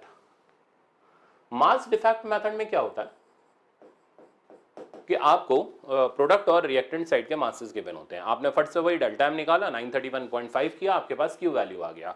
बट ये बोलना आसान है, जब करते हैं तो कैलकुलेटिव सवाल रहता है, इसलिए ऐसे सवाल को हमेशा कैलकुलेशन को संभाल के करना है। आपको कैलकुलेशन संभल गई, आपका सवाल सही हो जाएगा। मेथड नंबर 2 है kinetic energy method. Kinetic energy method में हम क्या करते हैं, kinetic energy of product minus reactant निकालते हैं, तो हमें पता चलती है रिएक्शन की क्यू वैल्यू कितनी है। इसका एप्लीकेशन आपको अल्फा डिके में दिख जाएगा। ठीक है ना, जो मैं इसके जस्ट बाद उठाऊंगा। नेक्स्ट है बाइंडिंग एनर्जी मेथड, इसका एप्लीकेशन आपको अभी दिखेगा। अगर आप बाइंडिंग एनर्जी आपको दे रखी है और आप क्यू वैल्यू निकालना चाहते हो तो binding energy of product minus reactant करो, आपको क्यू वैल्यू मिल जाएगी। एग्जामिनर क्या करता है, बाइंडिंग एनर्जी ना दे करके बाइंडिंग एनर्जी पर न्यूक्लियन देता है, तो हम नंबर ऑफ न्यूक्लियन से मल्टीप्लाई कर देते हैं तो हमें टोटल बाइंडिंग एनर्जी मिल जाती है, डिफरेंस लेते हैं तो क्यू वैल्यू मिल जाती है। ये 3 मेथड होते हैं। हम न्यूमेरिकल देखो, अब देखो क्यू वैल्यू के ऊपर ये पेटेंटेड प्रॉब्लम है जो आपको आया हुआ दिख जाएगा। इस तरीके के प्रॉब्लम को करने का बड़ा आसान सा तरीका, पहले रिएक्शन बिल्डअप करो, पहले क्वेश्चन समझो। कह रहा है बाइंडिंग एनर्जी पर न्यूक्लियन, तो मैंने पहले ही बोला था बाइंडिंग एनर्जी देता ही नहीं, पर न्यूक्लियन देता है ऑफ 1s2। ड्यूटेरॉन की बाइंडिंग एनर्जी पर न्यूक्लियन दे रखी है, एंड हीलियम न्यूक्लियस की बाइंडिंग एनर्जी पर न्यूक्लियन वो दे रखी है 7.7। तो मैंने अल्फा पार्टिकल की क्या बताई थी 7.2, तो यहाँ तो और अच्छा दे रखा है 7.2 की जगह भी 7 ही दे रखा है, कैलकुलेशन इजी मिलेगी। कहते हैं two deuteron react to form a single helium nucleus, तो ये हो गया फ्यूजन रिएक्शन या फिजन रिएक्शन। तो दो लाइट न्यूक्लियाई एक हैवी न्यूक्लियस बना रहे हैं, तो ये हो गया फ्यूजन। तो पहले जो बोल रखा है उसके अकॉर्डिंग चलो, तो 1s2 कंबाइन करके 2He4 बना रहे हैं। इनकी बाइंडिंग एनर्जी पर न्यूक्लियन 1.1 1.1 और 7 हो गई। अब हमें चाहिए बाइंडिंग एनर्जी, अगर हमें क्यू वैल्यू निकालनी है तो हमने इनके नंबर ऑफ न्यूक्लियन से इनको मल्टीप्लाई किया, तो यहाँ मेरे पास आ गया 2.2। सिमिलरली यहाँ आ गया 2.2, यहाँ 4 से मल्टीप्लाई करते ही 28। अब देखो कितना आसान है, अब क्यू वैल्यू निकालनी है तो binding energy of product minus reactant किया, सिंपल आंसर आ गया 23.6। टिक मारा, 4 नंबर मिल गया। पर प्रैक्टिस करो, ठीक है ना, फिर आगे बढ़ो। तो क्वेश्चन में दिमाग में रखना जो दे रखा है पहले उसके हिसाब से डाटा लिखो। हमें चाहिए बाइंडिंग एनर्जी, तो टोटल बाइंडिंग एनर्जी निकालो नंबर ऑफ न्यूक्लियन से मल्टीप्लाई करके, फिर प्रोडक्ट माइनस रिएक्टेंट करके क्यू वैल्यू आएगी। अब इस पे अगला कंसेप्ट देखो, ये है अल्फा बीटा और गामा डीके। इसमें अल्फा डीके का न्यूमेरिकल अभी शायद 2018 में ही आया था, न्यूमेरिकल कम और थ्योरेटिकल कंसेप्ट ज़्यादा था। तो मैं इसमें आपको न्यूमेरिकल बताऊंगा, थ्योरी तो चल ही रही है, साथ साथ में न्यूमेरिकल भी आ जाएगा। अब सुनो, अल्फा डीके में क्या होता है, अल्फा डीके तब अकर करता है जब मास नंबर 210 से ज़्यादा हो, ठीक है ना, ये बात ध्यान रखना। 210 से ज़्यादा वाले ही अल्फा डीके करते हैं, छोटे मोटे गरीब न्यूक्लियाई अल्फा डीके नहीं करते, ठीक है ना। अल्फा डीके में न्यूक्लियस के अंदर से एक अल्फा पार्टिकल बाहर निकलता है और न्यूक्लियस का एटॉमिक नंबर 2 यूनिट से कम हो जाता है, मास नंबर 4 यूनिट से कम हो जाता है एक अल्फा निकलने पर, और ऐसा होने पर न्यूक्लियस स्टेबिलिटी की तरफ बढ़ता है। तो जब भी अल्फा पार्टिकल एमिट होगा तो एटॉमिक नंबर 2 यूनिट से कम हो जाएगा, मास नंबर 4 यूनिट से कम हो जाएगा, ठीक है ना।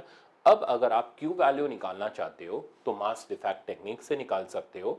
वो हो गया mass of product side minus reactant side, इनका मास का डिफरेंस लिया, 931 से मल्टीप्लाई किया, क्यू वैल्यू आ गई।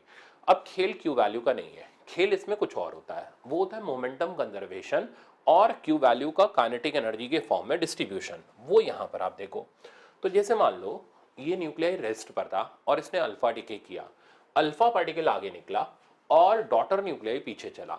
अल्फा की वेलोसिटी दे देता है, डॉटर न्यूक्लियाई की वेलोसिटी पूछ लेता है। अब ये कैसे करते हैं, सिंपल मोमेंट, आज आपको 3 सवाल मिले हैं मोमेंटम कंजर्वेशन पर, चौथा आपको एग्जाम में मिलना चाहिए, तो इसलिए इस मोमेंटम कंजर्वेशन को अच्छी तरह पल्ले बांध लो, छूटना नहीं चाहिए। तो इनिशियल मोमेंटम फाइनल के बराबर किया, तो इसका मास हो गया कितना हो गया, a minus 4 into V Y, तो a minus 4 into V Y is equals to 4 into V alpha, और डॉटर इन न्यूक्लियाई की वेलोसिटी, रिक्वायल वेलोसिटी हमारे पास आ गई 4 by A minus 4 into velocity of alpha particle. सीधे सीधे क्वेश्चन होता है, स्ट्रेट फॉरवर्ड पुट करो आंसर आ जाता है। अब नेक्स्ट चीज देखना, क्यू वैल्यू से काइनेटिक एनर्जी, ये था 2018 में बेसिक थ्योरी बना के पूछा गया क्वेश्चन। मैं आपको न्यूमेरिकल दिखाऊंगा, ठीक है ना, थ्योरी तो पहले सीखो। अब जैसा अभी आपने देखा मोमेंटम कंजर्व होता है, अब ये जो रिएक्शन में क्यू वैल्यू निकली है, मतलब एनर्जी निकली है, अगर ये एनर्जी इनको काइनेटिक एनर्जी के फॉर्म में डिस्ट्रीब्यूट करी जाए तो वो डिस्ट्रीब्यूशन कैसे होगा। देखो आप मेरे से करंट पढ़ चुके, कैपेसिटर पढ़ चुके, डिवाइडर लॉ आप जानते हो, हम बहुत अच्छा खेलते हैं, ठीक है ना। तो यहाँ पर हम एक काइनेटिक एनर्जी डिवाइडर लॉ बना रहे हैं। आप ध्यान से देखना, काइनेटिक एनर्जी का फॉर्मूला मैं लिख रहा हूं p²/2m। क्योंकि मोमेंटम कंजर्व है इसलिए kinetic energy inverse ratio of mass में डिस्ट्रीब्यूट होगी, जिसका मास कम होगा उसकी काइनेटिक एनर्जी ज्यादा होगी। तो अल्फा का मास कम है इसलिए अल्फा ज्यादा काइनेटिक एनर्जी से जाएगा, डॉटर न्यूक्लियाई का मास ज्यादा है इसलिए वो कम काइनेटिक एनर्जी से जाएगा। यही 2018 में पूछा गया था। तो kinetic energy of alpha is greater than kinetic energy of daughter nuclei. अब ये तो पूछ चुका, ठीक है ना, क्यों, क्योंकि kinetic energy inverse ratio of mass में डिस्ट्रीब्यूट हो रही है। अब कितनी काइनेटिक एनर्जी, तो अल्फा की काइनेटिक एनर्जी लिखोगे तो ऊपर जैसे हम रेजिस्टेंस में करते थे ना करंट डिवाइडर लॉ, बिल्कुल वैसे ही। तो अल्फा की काइनेटिक एनर्जी लिखते वक्त इसका मास आएगा, मतलब a minus 4 divided by total into Q value. और डॉटर न्यूक्लियस की काइनेटिक एनर्जी लिखते वक्त अल्फा का मास आएगा, मतलब 4 divided by total into Q value. ये हुआ न्यूमेरिकल प्रॉब्लम जो कि पूछा नहीं गया है, ठीक है ना। तो हो सकता है पूछा जाए, बट क्योंकि 2018 में आया है और 2020 में आपसे पूछ ले, चांसेस कम है अल्फा डीके पे न्यूमेरिकल बनाने के, बट फिर भी सेफ साइड पे रहते हुए हम जरूर देखेंगे। तो अब न्यूमेरिकल प्रॉब्लम की बारी। ये न्यूमेरिकल प्रॉब्लम पुराना आईआईटी का न्यूमेरिकल प्रॉब्लम है, एज इट इज उठा के चेप दिया जाता है मेडिकल एग्जाम में। अब सीखो, कहता nucleus of element X, mass number दे रखा है 220, undergoes alpha decay if Q value of a reaction is 5.5। सीधे क्यू वैल्यू दे रखी है, आपको कोई मजदूरी नहीं करनी क्यू वैल्यू निकालने में। बोल रहा है then approximate kinetic energy of alpha particle, उड़ा दो सीधे, कुछ नहीं करना। अल्फा पार्टिकल की काइनेटिक एनर्जी कितनी, a माइनस 4, a माइनस 4 हो गया 220 minus 4, that means 216 divided by a यानी 220 इनटू क्यू वैल्यू मतलब 5.5। सॉल्व किया, आंसर मिला 5.5 से थोड़ा सा कम यानी 5.4 MeV के आसपास। ऑप्शन नंबर बी करेक्ट हो गया। तो इवन आईआईटी मेंस के भी प्रॉब्लम क्यू वैल्यू के हमारे इस डायरेक्ट फॉर्मूले से कंप्लीट हो जाते हैं। कुछ ज़्यादा मेहनत नहीं करनी बेटा, 4 नंबर फ्री के मिलेंगे। तो ये कंसेप्ट मेरे ख्याल से अब आपको आ गया होगा। अब हम आगे चलते हैं। बीटा डिके, बीटा डिके दो तरीके का होता है, एक बीटा माइनस, एक बीटा प्लस। बीटा माइनस तब अकर करता है जब न्यूट्रॉन्स न्यूक्लियस के अंदर एक्सिस में हो जाते हैं, और बीटा प्लस तब अकर करता है जब प्रोटॉन एक्सिस में होते हैं। तो बीटा माइनस में न्यूट्रॉन न्यूक्लियस के अंदर का टूटता है प्रोटॉन के अंदर, साथ में बाहर निकालता है, तो न्यूट्रॉन प्रोटॉन के अंदर जाता है। तो जो एक्सेस में था वो कम हुआ और जो डेफिशिएंसी में था वो फॉर्म हुआ, क्योंकि जितने न्यूक्लियॉन्स पहले थे उतने ही बाद में होंगे, क्योंकि न्यूक्लियॉन क्या होता है, न्यूट्रॉन और प्रोटॉन की कलेक्टिव क्वांटिटी। तो न्यूट्रॉन प्रोटॉन में कन्वर्ट हुआ तो न्यूक्लियॉन तो नहीं बढ़ा ना, न्यूक्लियॉन तो वही का वही रहा, बस न्यूट्रॉन प्रोटॉन के अंदर कन्वर्ट, बट चार्ज एक यूनिट से बढ़ गया। तो बीटा माइनस डिके में एटॉमिक नंबर जो होता है एक यूनिट से बढ़ जाता है, बट मास नंबर सेम रहता है। बाहर निकलता है इलेक्ट्रॉन और साथ में एक न्यूक्लियर पार्टिकल, चार्जलेस मासलेस, जिसको बोलते हैं एंटी न्यूट्रिनो, ठीक है ना। तो ध्यान रखना, तो इसमें न्यूट्रॉन, न्यूक्लियस के अंदर का न्यूट्रॉन, फ्री न्यूट्रॉन नहीं, न्यूक्लियस के अंदर का न्यूट्रॉन प्रोटॉन के अंदर जाता है, साथ में मिलता है हमें इलेक्ट्रॉन और एंटी न्यूट्रिनो, ये आउट ऑफ द न्यूक्लियस मिलते हैं।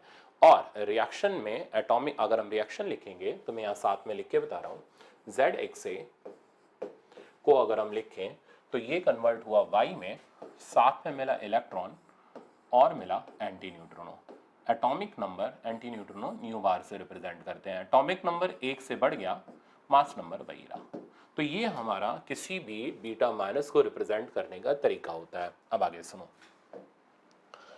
बीटा प्लस डिके में जैसा मैंने बताया प्रोटॉन एक्सेस में होते हैं, तो इसमें न्यूक्लियस के अंदर का प्रोटॉन न्यूट्रॉन के अंदर जाता है, साथ में एमिट होता है इलेक्ट्रॉन का एंटी पार्टिकल पॉजिट्रॉन, पॉजिट्रॉन का चार्ज इलेक्ट्रॉन के चार्ज का इक्वल और अपोजिट होता है, मास सेम होता है इलेक्ट्रॉन जैसा, इसलिए इसको एंटी पार्टिकल बोलते हैं। साथ में एंटी न्यूट्रिनो का एंटी पार्टिकल न्यूट्रिनो।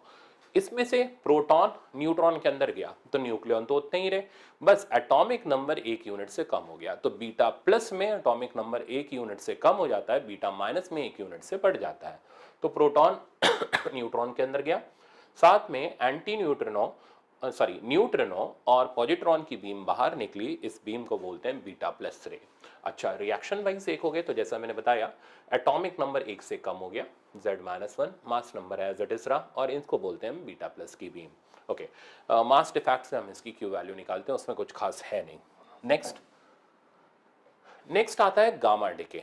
अब गामा डिके कब अकर करता है वो सुनो। तो गामा डिके तब अकर करता है जब अल्फा और बीटा डिके हो चुका होता है, उसके पहले ये कभी एग्जिस्ट नहीं करता। कारण, अल्फा और बीटा डिके में जो एनर्जी निकलती है उससे न्यूक्लियॉन्स, इलेक्ट्रॉन नहीं बोल रहा मैं, न्यूक्लियॉन्स, जो न्यूक्लियस के अंदर के न्यूक्लियॉन्स होते हैं वो ठूस ठूस के नहीं भरे होते, वो भी एनर्जी लेवल्स में भरे होते हैं, पर वो हमारी औकात के बाहर है।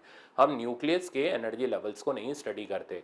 तो अगर कोई ये पूछे कि फर्स्ट एनर्जी लेवल का फॉर्मूला कितना होगा, तो वहां पर फैल मत जाना कि -13.6 Z²/n², हमें तो पता है। अरे भाई नहीं पता, वो हाइड्रोजन लाइक के लिए था, वो इलेक्ट्रॉन के लिए था। तो यहाँ अपनी तरफ से मत लगा देना, जोश में मत आ जाना, नहीं हमें तो पता है, तो नहीं पता। ठीक है ना। तो हमें नहीं पता, कुछ भी नहीं पता न्यूक्लियर एनर्जी लेवल के बारे में। एग्जामिनर देगा तो बताएंगे, नहीं देगा तो अपनी चुप उसकी भी चुप, ठीक है ना। अपनी तरफ से कुछ भी इनपुट नहीं डालना।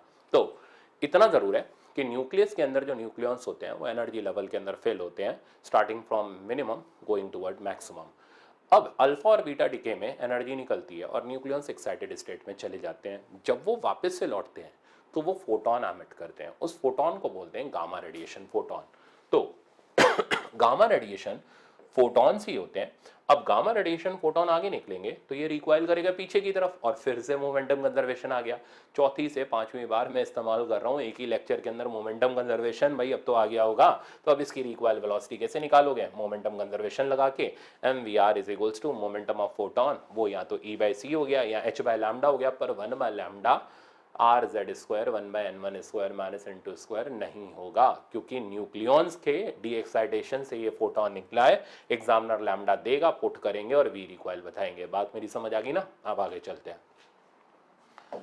अब आता है मेरे पास ये उसको रिएक्शन को लिखने का तरीका है। ZX से एक्साइटेड स्टेट को रिप्रेजेंट कर रहा है और इसके ग्राउंड स्टेट में आने पर कोई भी ना एटॉमिक नंबर चेंज हुआ ना मास नंबर चेंज हुआ, बस खाली एक्साइटेड से ग्राउंड स्टेट में आ गया और यहाँ फोटोन एमिट हो गया, ठीक है ना। Energy of gamma radiation photon energy difference of nuclear energy level होगा, जिसकी हमें कोई जानकारी नहीं, एग्जामिनर देगा तो हम लिखेंगे। अब यहाँ पर एक बड़ा इंपॉर्टेंट कंसेप्ट आता है, पेयर प्रोडक्शन पेयर एनिलेशन। इससे न्यूमेरिकल बनता है, बहुत आसान न्यूमेरिकल होता है। कहता है जब एक highly energetic gamma radiation photon जाकर के हैवी न्यूक्लियस से टकराता है तो न्यूक्लियस उसको एब्जॉर्ब करता है और वो वहां से इलेक्ट्रॉन और पॉजिट्रॉन के पेयर को एमिट करता है।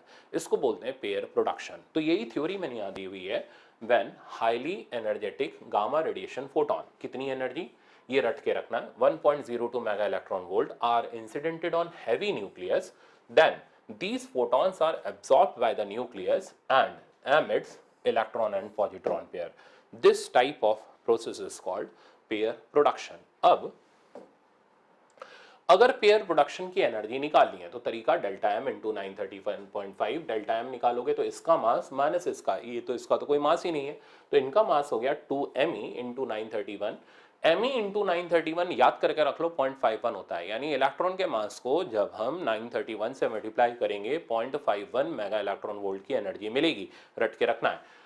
तो डबल करने पर 1.02 मेगा इलेक्ट्रॉन वोल्ट की एनर्जी हमें मिलेगी। तो कम से कम एनर्जी, कम से कम क्यों बोल रहा हूं, इससे ज्यादा होने पर क्या होगा, तो पहले कम से कम पे तो बात कर लें। तो कम से कम 1.02 मेगा इलेक्ट्रॉन वोल्ट की एनर्जी का गामा रेडिएशन फोटोन चाहिए इलेक्ट्रॉन पॉजिट्रॉन पेयर एमिट करने के लिए। इससे ज्यादा होगा तो क्या होगा, इससे ज्यादा एनर्जी होगी तो बाकी बची हुई एनर्जी 1.02 तो प्रोड्यूस करने के लिए चाहिए, बाकी बची हुई एनर्जी इन दोनों में काइनेटिक एनर्जी के फॉर्म में आ जाती है।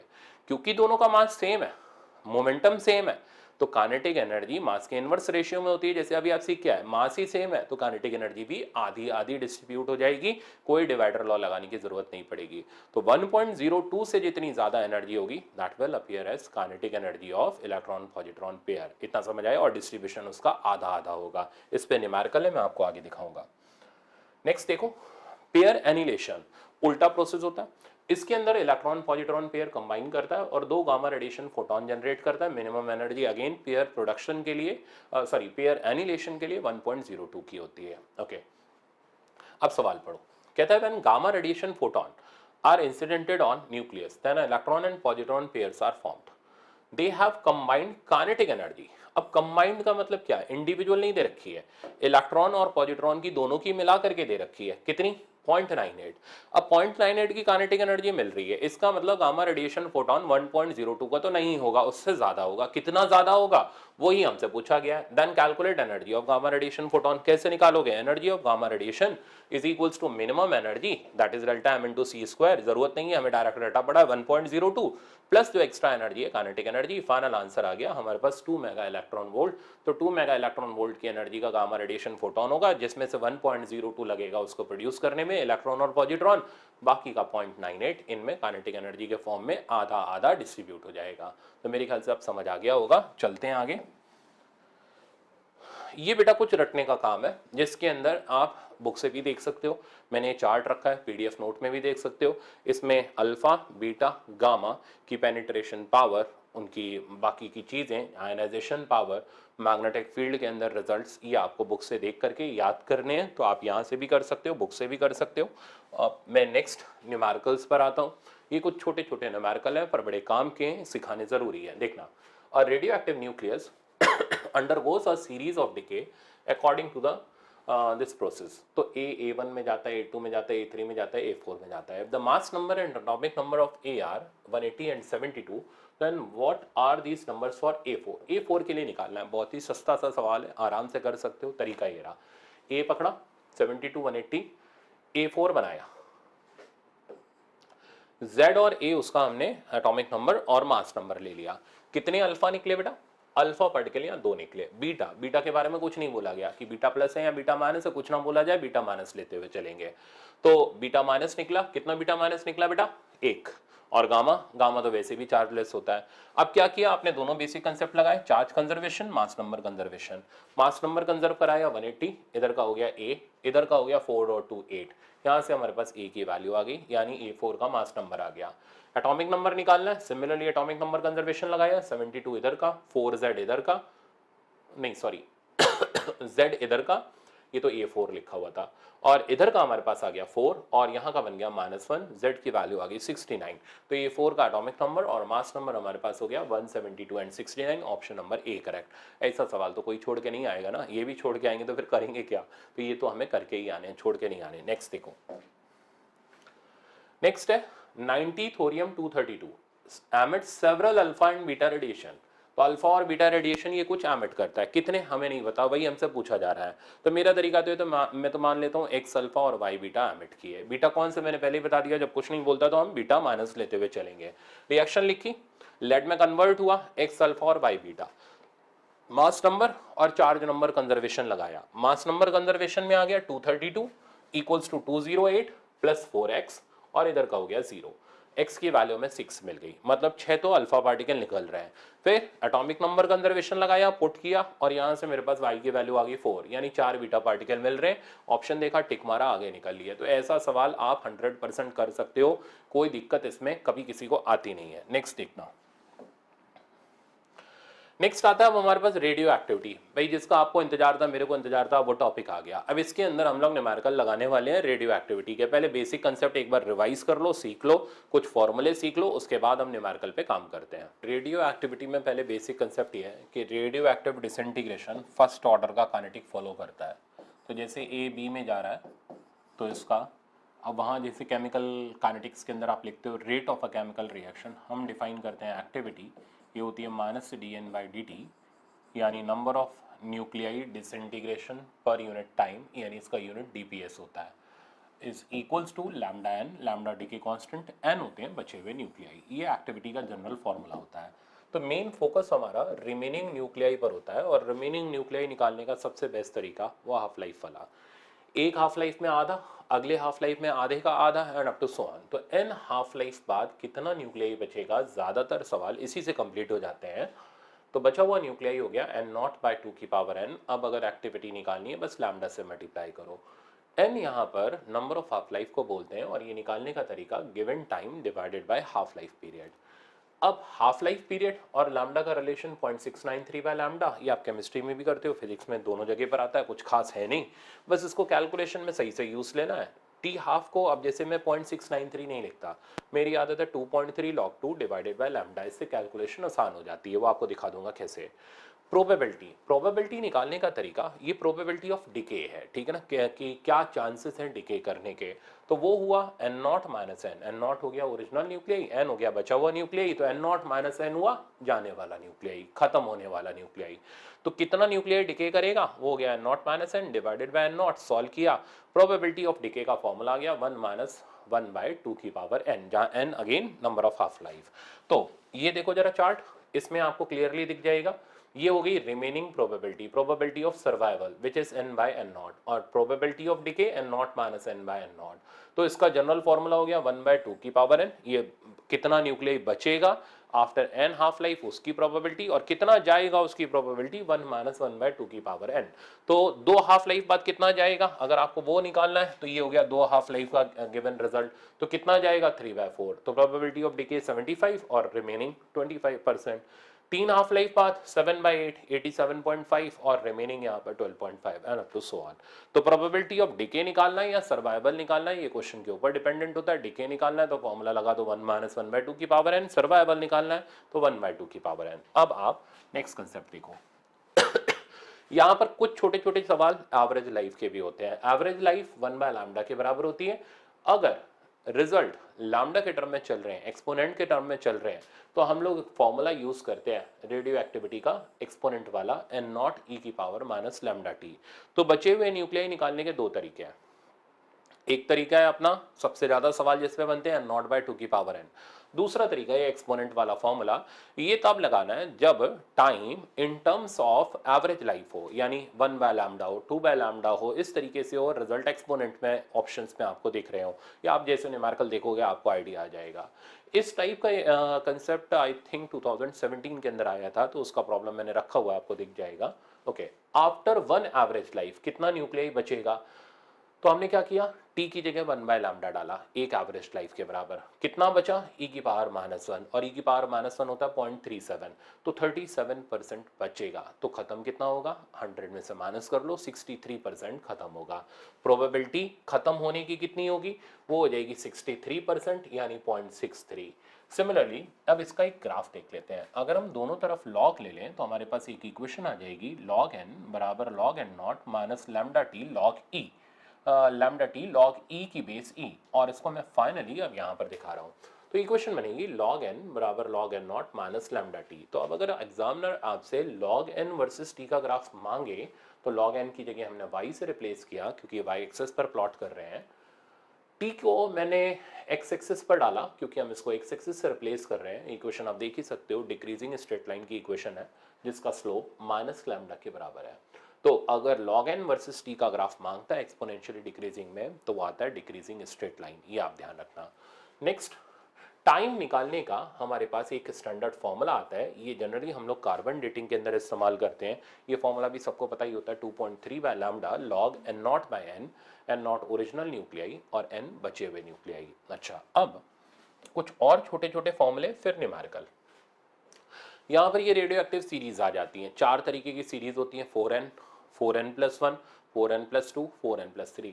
रटनी है, इनका कोई इलाज नहीं है, ये आपको सीधे सीधे याद रखनी है। जैसे थोरियम, इसमें डिवाइड मारोगे तो ये पूरा एग्जैक्टली 4 से डिवाइड हो जाएगा, कोई भी रिमाइंडर नहीं बचेगा, इसको बोलते हैं 4n। जिसमें 1 बचे 4n+1, जिसमें 2 बचे 4n+2। इसकी बेसिस पे ये सीरीज बनाई गई है, बट आपको ये रटनी है तो आप इस चार्ट से याद कर सकते हो। नेक्स्ट, अब आता है कैलकुलेशन ऑफ टाइम। देखो, टाइम निकालने के दो फॉर्मूले हैं। एक तो मैंने अभी अभी आपको बताया, ये वाला 2.3/λ log n naught by n या a नॉट बाई a क्या हो गई, एक्टिविटी हो गई। दूसरा, अब कुछ सवाल आपको ऐसे मिलेंगे जिसमें बोलेगा कि 1 पॉइंट ऑफ डिसइंटीग्रेशन से अदर पॉइंट ऑफ डिसइंटीग्रेशन के बीच का टाइम गैप बताओ। जैसे बोलेगा 20% खत्म होना और 80% खत्म होना, इनके बीच का टाइम गैप बताओ। 30 से 60 के बीच का टाइम गैप बताओ। तो वो मैंने पहले ही निकाला हुआ है। मान लो T1 टाइम बाद N1 न्यूक्लियाई बच रहा है और T2 टाइम बाद N2 न्यूक्लियाई बच रहा है, तो यहां से यहां का टाइम गैप N1 से N2 के टाइम गैप का फॉर्मूला है T2 minus T1 2.3/λ log N1 by N2। N1 जहां पर remaining nuclei at time T1, N2 जहां पर remaining nuclei at time T2। तो ये 1 पॉइंट ऑफ डिसइंटीग्रेशन से अदर पॉइंट ऑफ डिसइंटीग्रेशन के बीच के टाइम गैप का एक स्टैंडर्ड फॉर्मूला, स्टैंडर्ड तो नहीं बट ये फॉर्मूला है जिसका यूज हम न्यूमेरिकल में करेंगे तो सवाल अगेन एक लाइन में खत्म होगा। एक बार सबकी समरी ले लेते हैं। दो तरीके के सवाल इसमें होते हैं, या तो नंबर ऑफ न्यूक्लियाई या फिर एक्टिविटी निकालना है। न्यूक्लियाई निकालनी है तो n नॉट बाय 2 की पावर n, या फिर n नॉट e की power minus lambda T. Activity निकालनी है तो लैम्डा से मल्टीप्लाई करना है। दूसरा तरीका का सवाल होता है जिसमें टाइम निकालना है। टाइम निकालने के लिए हम लोग फॉर्मूला ये वाला यूज कर सकते हैं 2.3/λ log n naught by n, या 1 पॉइंट ऑफ डिसइंटीग्रेशन से अदर पॉइंट ऑफ डिसइंटीग्रेशन का रिजल्ट भी यूज कर सकते हैं। अब कब किस सिचुएशन में कैसे करना है वो सवाल आपको देखने पड़ेंगे, बिना सवालों के आइडिया नहीं लगेगा। अच्छा, ये आती है कार्बन डेटिंग टेक्निक। ये भी बड़ी आसान सी टेक्निक है, इसके अंदर भी कुछ खास नहीं होता। कोई भी लिविंग प्लांट हमेशा फोटोसिंथेसिस करता रहता है। फोटोसिंथेसिस में कार्बन 14 आता भी रहता है, जाता भी रहता है। तो लिविंग प्लांट के अंदर कार्बन 14 का अमाउंट कांस्टेंट रहता है। बट जब प्लांट डिके कर जाता है तो फिर कार्बन 14 की क्वांटिटी धीरे धीरे खत्म होना शुरू होती है। हम जो फॉसिल निकालते हैं उससे हमें बचा हुआ कार्बन 14 मिलता है। किसी भी लिविंग प्लांट से ओरिजिनल कार्बन 14 मिलता है। फिर हम टाइम निकालने के लिए, हाफ लाइफ हमें कार्बन 14 का पता ही होता है, तो हम टाइम निकालने के लिए अपना फॉर्मूला लगा लेते हैं 2.3 by lambda log A not. A not यानी ओरिजिनल एक्टिविटी, वो हम लिविंग प्लांट से लेते हैं। ए यानी बचे हुए कार्बन 14 की एक्टिविटी, वो हम फॉसिल से लेते हैं। इससे हमें किसी की भी फॉसिल की एज पता चल जाती है। इससे आप उसकी जन्मपत्री नहीं तैयार कर सकते, 100-200 साल का अंतर रहता है, बट कोई बात नहीं, हमें पता चल जाता है वो फॉसिल कितना पुराना है। ये कार्बन डेटिंग टेक्निक होती है। एक न्यूमेरिकल और रहता है, वो मैं आगे ही बताऊंगा आपको, एज ऑफ रॉक का डिटर्मिनेशन, वो आगे आपको देखने को मिलेगा। 3 से 4 बार एज ऑफ रॉक उसने पूछी हुई है नीट एग्जाम के अंदर। अब क्यों? बहुत ही आसान है, कुछ भी नहीं करना, छोटे मोटे फॉर्मूले पर बेस्ड है। अब पहला प्रॉब्लम देखो, ये कह रहा है हाफ लाइफ ऑफ, इस तरीके के जो प्रॉब्लम्स होते हैं जिसमें दो अलग अलग रेडियो एक्टिव न्यूक्लियर डिसइंटीग्रेट कर रहे होते हैं, उनको कंपेयर करना होता है, इसकी एक खास स्ट्रैटेजी है। ये भी काफी इंपॉर्टेंट है क्योंकि ये आया नहीं है नीट के अंदर, इसलिए मैंने पहला सवाल ही एक्सपेक्टेड प्रॉब्लम वो रख दिया जो आपको इस साल दिख जाना चाहिए। देखो अब, half life of two radio active substance A and B are 20 and 40 minute. तो सबसे पहले हमने A और B दोनों रेडियोएक्टिव न्यूक्लियाई को अलग अलग लिखा, उनके हाफ लाइफ ले लिए। A का हाफ लाइफ है 20 मिनट, B का हाफ लाइफ है 40 minute. Sample of A and B have equal number of nuclei, ठीक है ना, इनिशियली, यानी T इज इक्वल टू 0 पर। तो इनिशियली दोनों के नंबर ऑफ न्यूक्लियाई बराबर है, यानी दो बातें हमें पता चल गई, हाफ लाइफ पता चल गया और इनके इनिशियल न्यूक्लियाई का वैल्यू मिल गया। आफ्टर 80 मिनट, 80 मिनट के बाद what is the ratio of A and B के बचे हुए न्यूक्लियाई का? तो ए और बी के रिमेनिंग न्यूक्लियाई का हमें रेशियो निकालना है। अब तरीका क्या है? तो टाइम की वैल्यू 80 मिनट के बाद N A by N B निकालना है। तो हम पहले एन ए निकाल लेते हैं, फॉर्मूला वही एन नॉट बाई 2 की पावर एन। तो 2 की पावर एन, एन हो गया number of half life. Number of half life का क्या तरीका है? Given time divided by half life period. Given time बेटा 80 मिनट, हाफ लाइफ 20, डिवाइड मारा 4 आ गया। तो ए कितना बचा? एन नॉट बाई 2 की पावर 4। सिमिलरली बी का निकालोगे तो एन नॉट बाई 2 की पावर 2 आ जाएगा। अब इजिली आप रेशियो ले लो। अगर एक्टिविटी का रेशियो पूछे तो आप लैम्डा से मल्टीप्लाई करके, लैम्डा को कैसे लिखोगे? 0.693 बाई टी हाफ, वहां से आप एक्टिविटी का रेशियो ले सकते हो, पर आपको लेना है, छोड़ना नहीं है। ये प्रॉब्लम काफी इंपॉर्टेंट प्रॉब्लम है। अब आगे चलते हैं नेक्स्ट। इसी तरीके का एक और प्रॉब्लम है, कह रहा है half life of radioactive substance A is 2 times the half life of another radioactive substance B. तो हाफ लाइफ डबल दे रखी है, तो हमने वही सेम डाटा अरेंज किया। Half life of A is 2 times the half life of B, तो हमने बी की हाफ लाइफ को कैपिटल टी ले लिया, तो ए की हाफ लाइफ उसकी डबल हो गई। आगे, initially the number of nuclei of A and B are N A and N B. अब एन ए और एन बी कंफ्यूज करता है, इसलिए मैंने उसको एन नॉट ए और एन नॉट बी ले लिया, ठीक है ना। तो इनिशियल नंबर ऑफ न्यूक्लियाई मैंने अलग अलग ले लिए। Next, after 3 half life of A, तो ए की 3 हाफ लाइफ के बाद, तो टोटल टाइम हो गया 3 से हमने इसे मल्टीप्लाई किया, दैट मीन 60। तो after 3 half life of A, number of nuclei of both are equal, then original number of nuclei का रेशियो क्या था? तो अब इसमें कहानी ऐसी बोली गई है कि इनके फाइनल न्यूक्लियाई इक्वल है। तो हमने क्या किया, पहले दोनों के फाइनल न्यूक्लियाई निकाले। ए के फाइनल न्यूक्लियाई हो गए N not A divided by 2 की पावर 3। बी के नंबर ऑफ न्यूक्लियाई निकालने के लिए हमने गिवन टाइम निकाला, गिवन टाइम से हमने हाफ लाइफ को डिवाइड किया, नंबर ऑफ हाफ लाइफ 6 आ गया। तो एन नॉट बाय 2 की पावर 6, दोनों को इक्वेट मारा, रेशियो ले लिया, आंसर आ गया 1/8। एक बार आप प्रैक्टिस करो, फिर आप आगे मूव करना। ये भी 2 न्यूक्लियाई के ऊपर मैंने दूसरा प्रॉब्लम रखा। इस तरीके का प्रॉब्लम आपको करना हर हाल में आना चाहिए। अब नेक्स्ट एग्जांपल देखो, इस तरीके का आया था 2017 में, ठीक है ना। अब 2007, हाँ, पर वो उन्होंने थोड़ा सा गड़बड़ कर दिया था, इसलिए उस तरीके के प्रॉब्लम, अब कई बार नीट कर देता है गड़बड़, बट आपको कंसेप्ट सही से सीख के चलना है। अब सवाल देखो, कहता है 2 रेडियो एक्टिव मटेरियल, तो इसमें भी 2 मटेरियल की बात चल रही है, x1 and x2 contain same number of nuclei. तो इनिशियल नंबर ऑफ न्यूक्लियाई दोनों के सेम है। एन नॉट और एन नॉट हमने अपनी तरफ से मान लिया, उसने दिया नहीं है। If 6 lambda per second and 4 lambda per second are decay constant, half life नहीं दे रहा, डिके दे रहा है, तो decay constant 6 lambda and 4 lambda ले लिए। तो हाफ लाइफ हम खुद लिख लेंगे 0.693 divided by T, half lambda का फॉर्मूला होता है, उल्टा मार दो उठा करके तो टी हाफ हो जाएगा 0.693 डिवाइडेड बाय अपना लैम्डा यानी 6 लैम्डा इसका आ जाएगा हाफ लाइफ, और नीचे इसमें 4 लैम्डा इसका हाफ लाइफ आ जाएगा। करना क्या है पहले वो देखें। The ratio of number of nuclei undecayed of x1 is to x2 will be 1 by e after what time। तो हमें वो समय निकालना है जितने देर बाद बचे हुए न्यूक्लियाई का रेशियो 1 by e हो। तो हमने क्या किया, nx1 by nx2 का रेशियो 1 by e हो, तो मैंने number of nuclei of x1 का फॉर्मूला डाला, फॉर्मूला हो गया। अच्छा, अब क्योंकि e के टर्म में बात चल रही है तो एक्सपोनेंट वाला रिजल्ट हमने यूज किया, n बराबर n नॉट e की पावर माइनस लैम्डा टी। अब देखो n नॉट ऊपर नीचे से कट गया, e की पावर, अब इसका डिके कांस्टेंट 6 लैम्डा था, इसका 4 लैम्डा था, सिंप्लीफाई किया बना e की पावर माइनस 2 लैम्डा टी, इसे ऊपर ले गए e की पावर माइनस 1, कंपेयर मारा, t की वैल्यू आ गई 1/2 लैम्डा। तो जब एक्सपोनेंट के टर्म में चल रहा हो रिजल्ट तो हम 2 की पावर n क्यों इस्तेमाल करेंगे, तब हम इस्तेमाल करेंगे n नॉट e की पावर माइनस लैम्डा टी। इसलिए मैंने बोला था सवाल आने दो, आप सीख जाओगे। अब नेक्स्ट एग्जांपल देखो, नेक्स्ट एग्जांपल इस तरीके का एग्जांपल, ये ओरिजिनल आईआईटी का प्रॉब्लम है इसलिए मैंने इसको यहां पर रखा है। कहता है a newly formed radioactive substance, half life 2 hour दे रखी है, the intensity of radiation is 64 times the permissible safe value, तो find out time after which we can work on that sample safely. तो भाई हम कब उसके साथ सैंपल के साथ आराम से काम कर सकते हैं, सेफली काम कर सकते हैं, तो हमें इस तरीके का रिजल्ट बनाना है। तो अब कब काम कर सकते हैं, जब उसकी क्वांटिटी इनिशियल की कितनी रह जाए 1/64 रह जाए, तो initial number of nuclei n not ले लिए, और हमें वो टाइम पता करना है जब सेफ परमिसिबल वैल्यू आ जाए, और सेफ परमिसिबल वैल्यू उसकी 1/64 टाइम्स होगी यानी n नॉट बाई 64। उठा के लगाया अपना 2 की पावर n का फॉर्मूला, यहां से नंबर ऑफ हाफ लाइफ पकड़ लिए क्योंकि ये 2 के मल्टीपल में चल रहा था, नंबर ऑफ हाफ लाइफ आ गए 6। नंबर ऑफ हाफ लाइफ क्या होता है, given time divided by half life, given time divided by half life डाला, हाफ लाइफ का वैल्यू आपको कितना दे रखा था क्वेश्चन में 2 आवर, यहां से मेरे पास आ गया 12 आवर।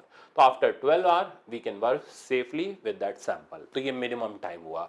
अब इसी तरीके से आप इसकी प्रैक्टिस करो, ये भी आप मतलब सारे क्वेश्चन मोस्ट इंपॉर्टेंट है, रेडियो एक्टिविटी में एक भी चीज छोड़ने वाली नहीं है। अब अगले पर बढ़ते हैं। ये कह रहा है the fraction of atoms of radioactive element that decays in 6 day is 7/8।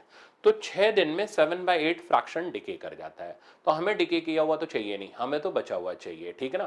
तो अब इस टाइप के प्रॉब्लम को लगाने के लिए मैं एक काम करता हूं, इसको मैं डिलीट करता हूं और मैं आपको लगा के दिखाता हूं ताकि आपको थोड़ी फील आ जाए कि हाँ यार ये करते कैसे हैं। तो देखो आप,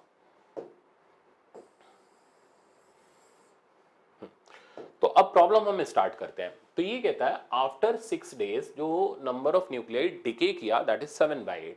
तो हमें डिके किया हुआ तो चाहिए नहीं, हमें तो बचा हुआ चाहिए। अच्छा, फिर ये पूछ रहा है the fraction that decays in 10 days, 10 दिन में कितना फ्रैक्शन डिके करेगा, हमें वो बताओ। तो आफ्टर टाइम 10 डेज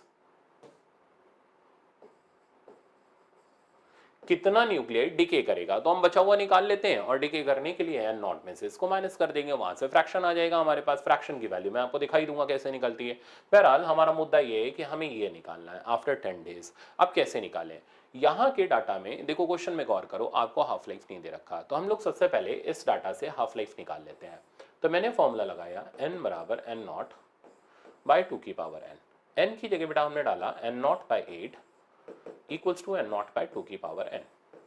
ये गया और नंबर ऑफ हाफ लाइफ की वैल्यू इसको सिंप्लीफाई किया 3 के बराबर आ गई। गिवन टाइम 6 डेज था, हाफ लाइफ हमें पता नहीं था, इक्वल्स टू 3 डाला और हाफ लाइफ की वैल्यू आसानी से मिल गई 2 डेज। तो मिल गया ना हाफ लाइफ। अब हमें पता करना है 10 दिन बाद कितना डिके करेगा, तो हम बचा हुआ पता कर लेते हैं। तो आफ्टर टाइम 10 डेज बचा हुआ न्यूक्लियाई हो गया n नॉट बाय 2 की power number of half life which is equals to 10/2 यानी 5 यानी n नॉट बाय 32। तो n not by 32 is remaining part, but हमें पता करना है डिके किया हुआ, तो डिके किया हुआ निकालना है। तो this is equals to n naught minus n not by 32 यानी आंसर हमारे पास आ गया 31/32 टाइम्स एन नॉट, बट हमें फ्रैक्शन निकालना है तो फ्रैक्शन के लिए बेटा आप क्या करोगे, ओरिजिनल नंबर ऑफ न्यूक्लियाई से डिवाइड मारोगे, आंसर मिल जाएगा 31/32। प्रॉब्लम आसानी से हमारे इसमें ग्रिप में आ गया और क्वेश्चन में हमें 4 नंबर मिल गए। अब ये बताओ पहले समझ आया या नहीं आया, बस प्रैक्टिस कर लो आप, ठीक है, मैं इतना बोल रहा हूँ आप प्रैक्टिस कर लो, कहीं से भी कर लो, मेरे टेस्ट से कर लो या जो मैं सिखा रहा हूँ इससे कर लो, आपका सिलेक्शन 100% हो जाएगा। ज्यादा माथा मारने की आपको जरूरत नहीं पड़ेगी, कुछ भी फालतू मत करना, ठीक है ना, आप इतने मोमेंट में इतना कर लो, आपका नीट एग्जाम क्लियर होगा। अब चलते हैं आगे। अब ये वो सवाल है जिसके लिए मैंने आपको फॉर्मूला दिया था। अब ये कह रहा है the time between 20% and 80% decay will be, तो हमें वन पॉइंट ऑफ डिसइंटीग्रेशन से अदर पॉइंट ऑफ डिसइंटीग्रेशन का टाइम निकालना है। इसको भी मैं पूरा लगा के दिखाता हूं।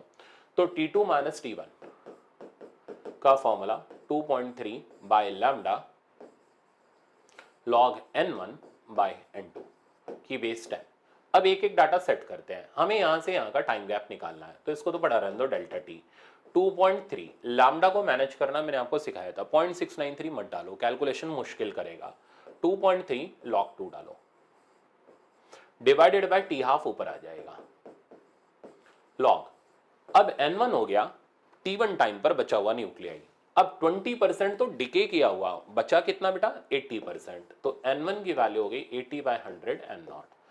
n2 80% डिके करने का टाइम हमें चाहिए बचा हुआ, कितना बचा 20% of n0।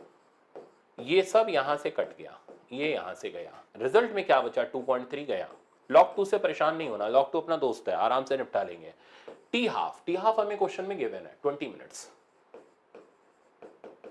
Divided bye log 2 की बेस 10 इनटू, अब चेक करो यहां बचा log 4, log 4 को हम लिख सकते हैं 2 स्क्वायर, तो ये 2 कूद के सामने आ जाएगा, log 2 भी कैंसिल आउट हो जाएगा, आंसर आ जाएगा ट्वाइस ऑफ 20 मिनट, मतलब फाइनल रिजल्ट मेरे पास आ गया 40 मिनट।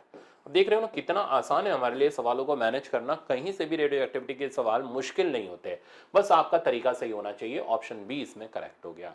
तो मेरे ख्याल से one point of disintegration other point of disintegration भी समझ आ गया होगा। अब चलते हैं अगले पर।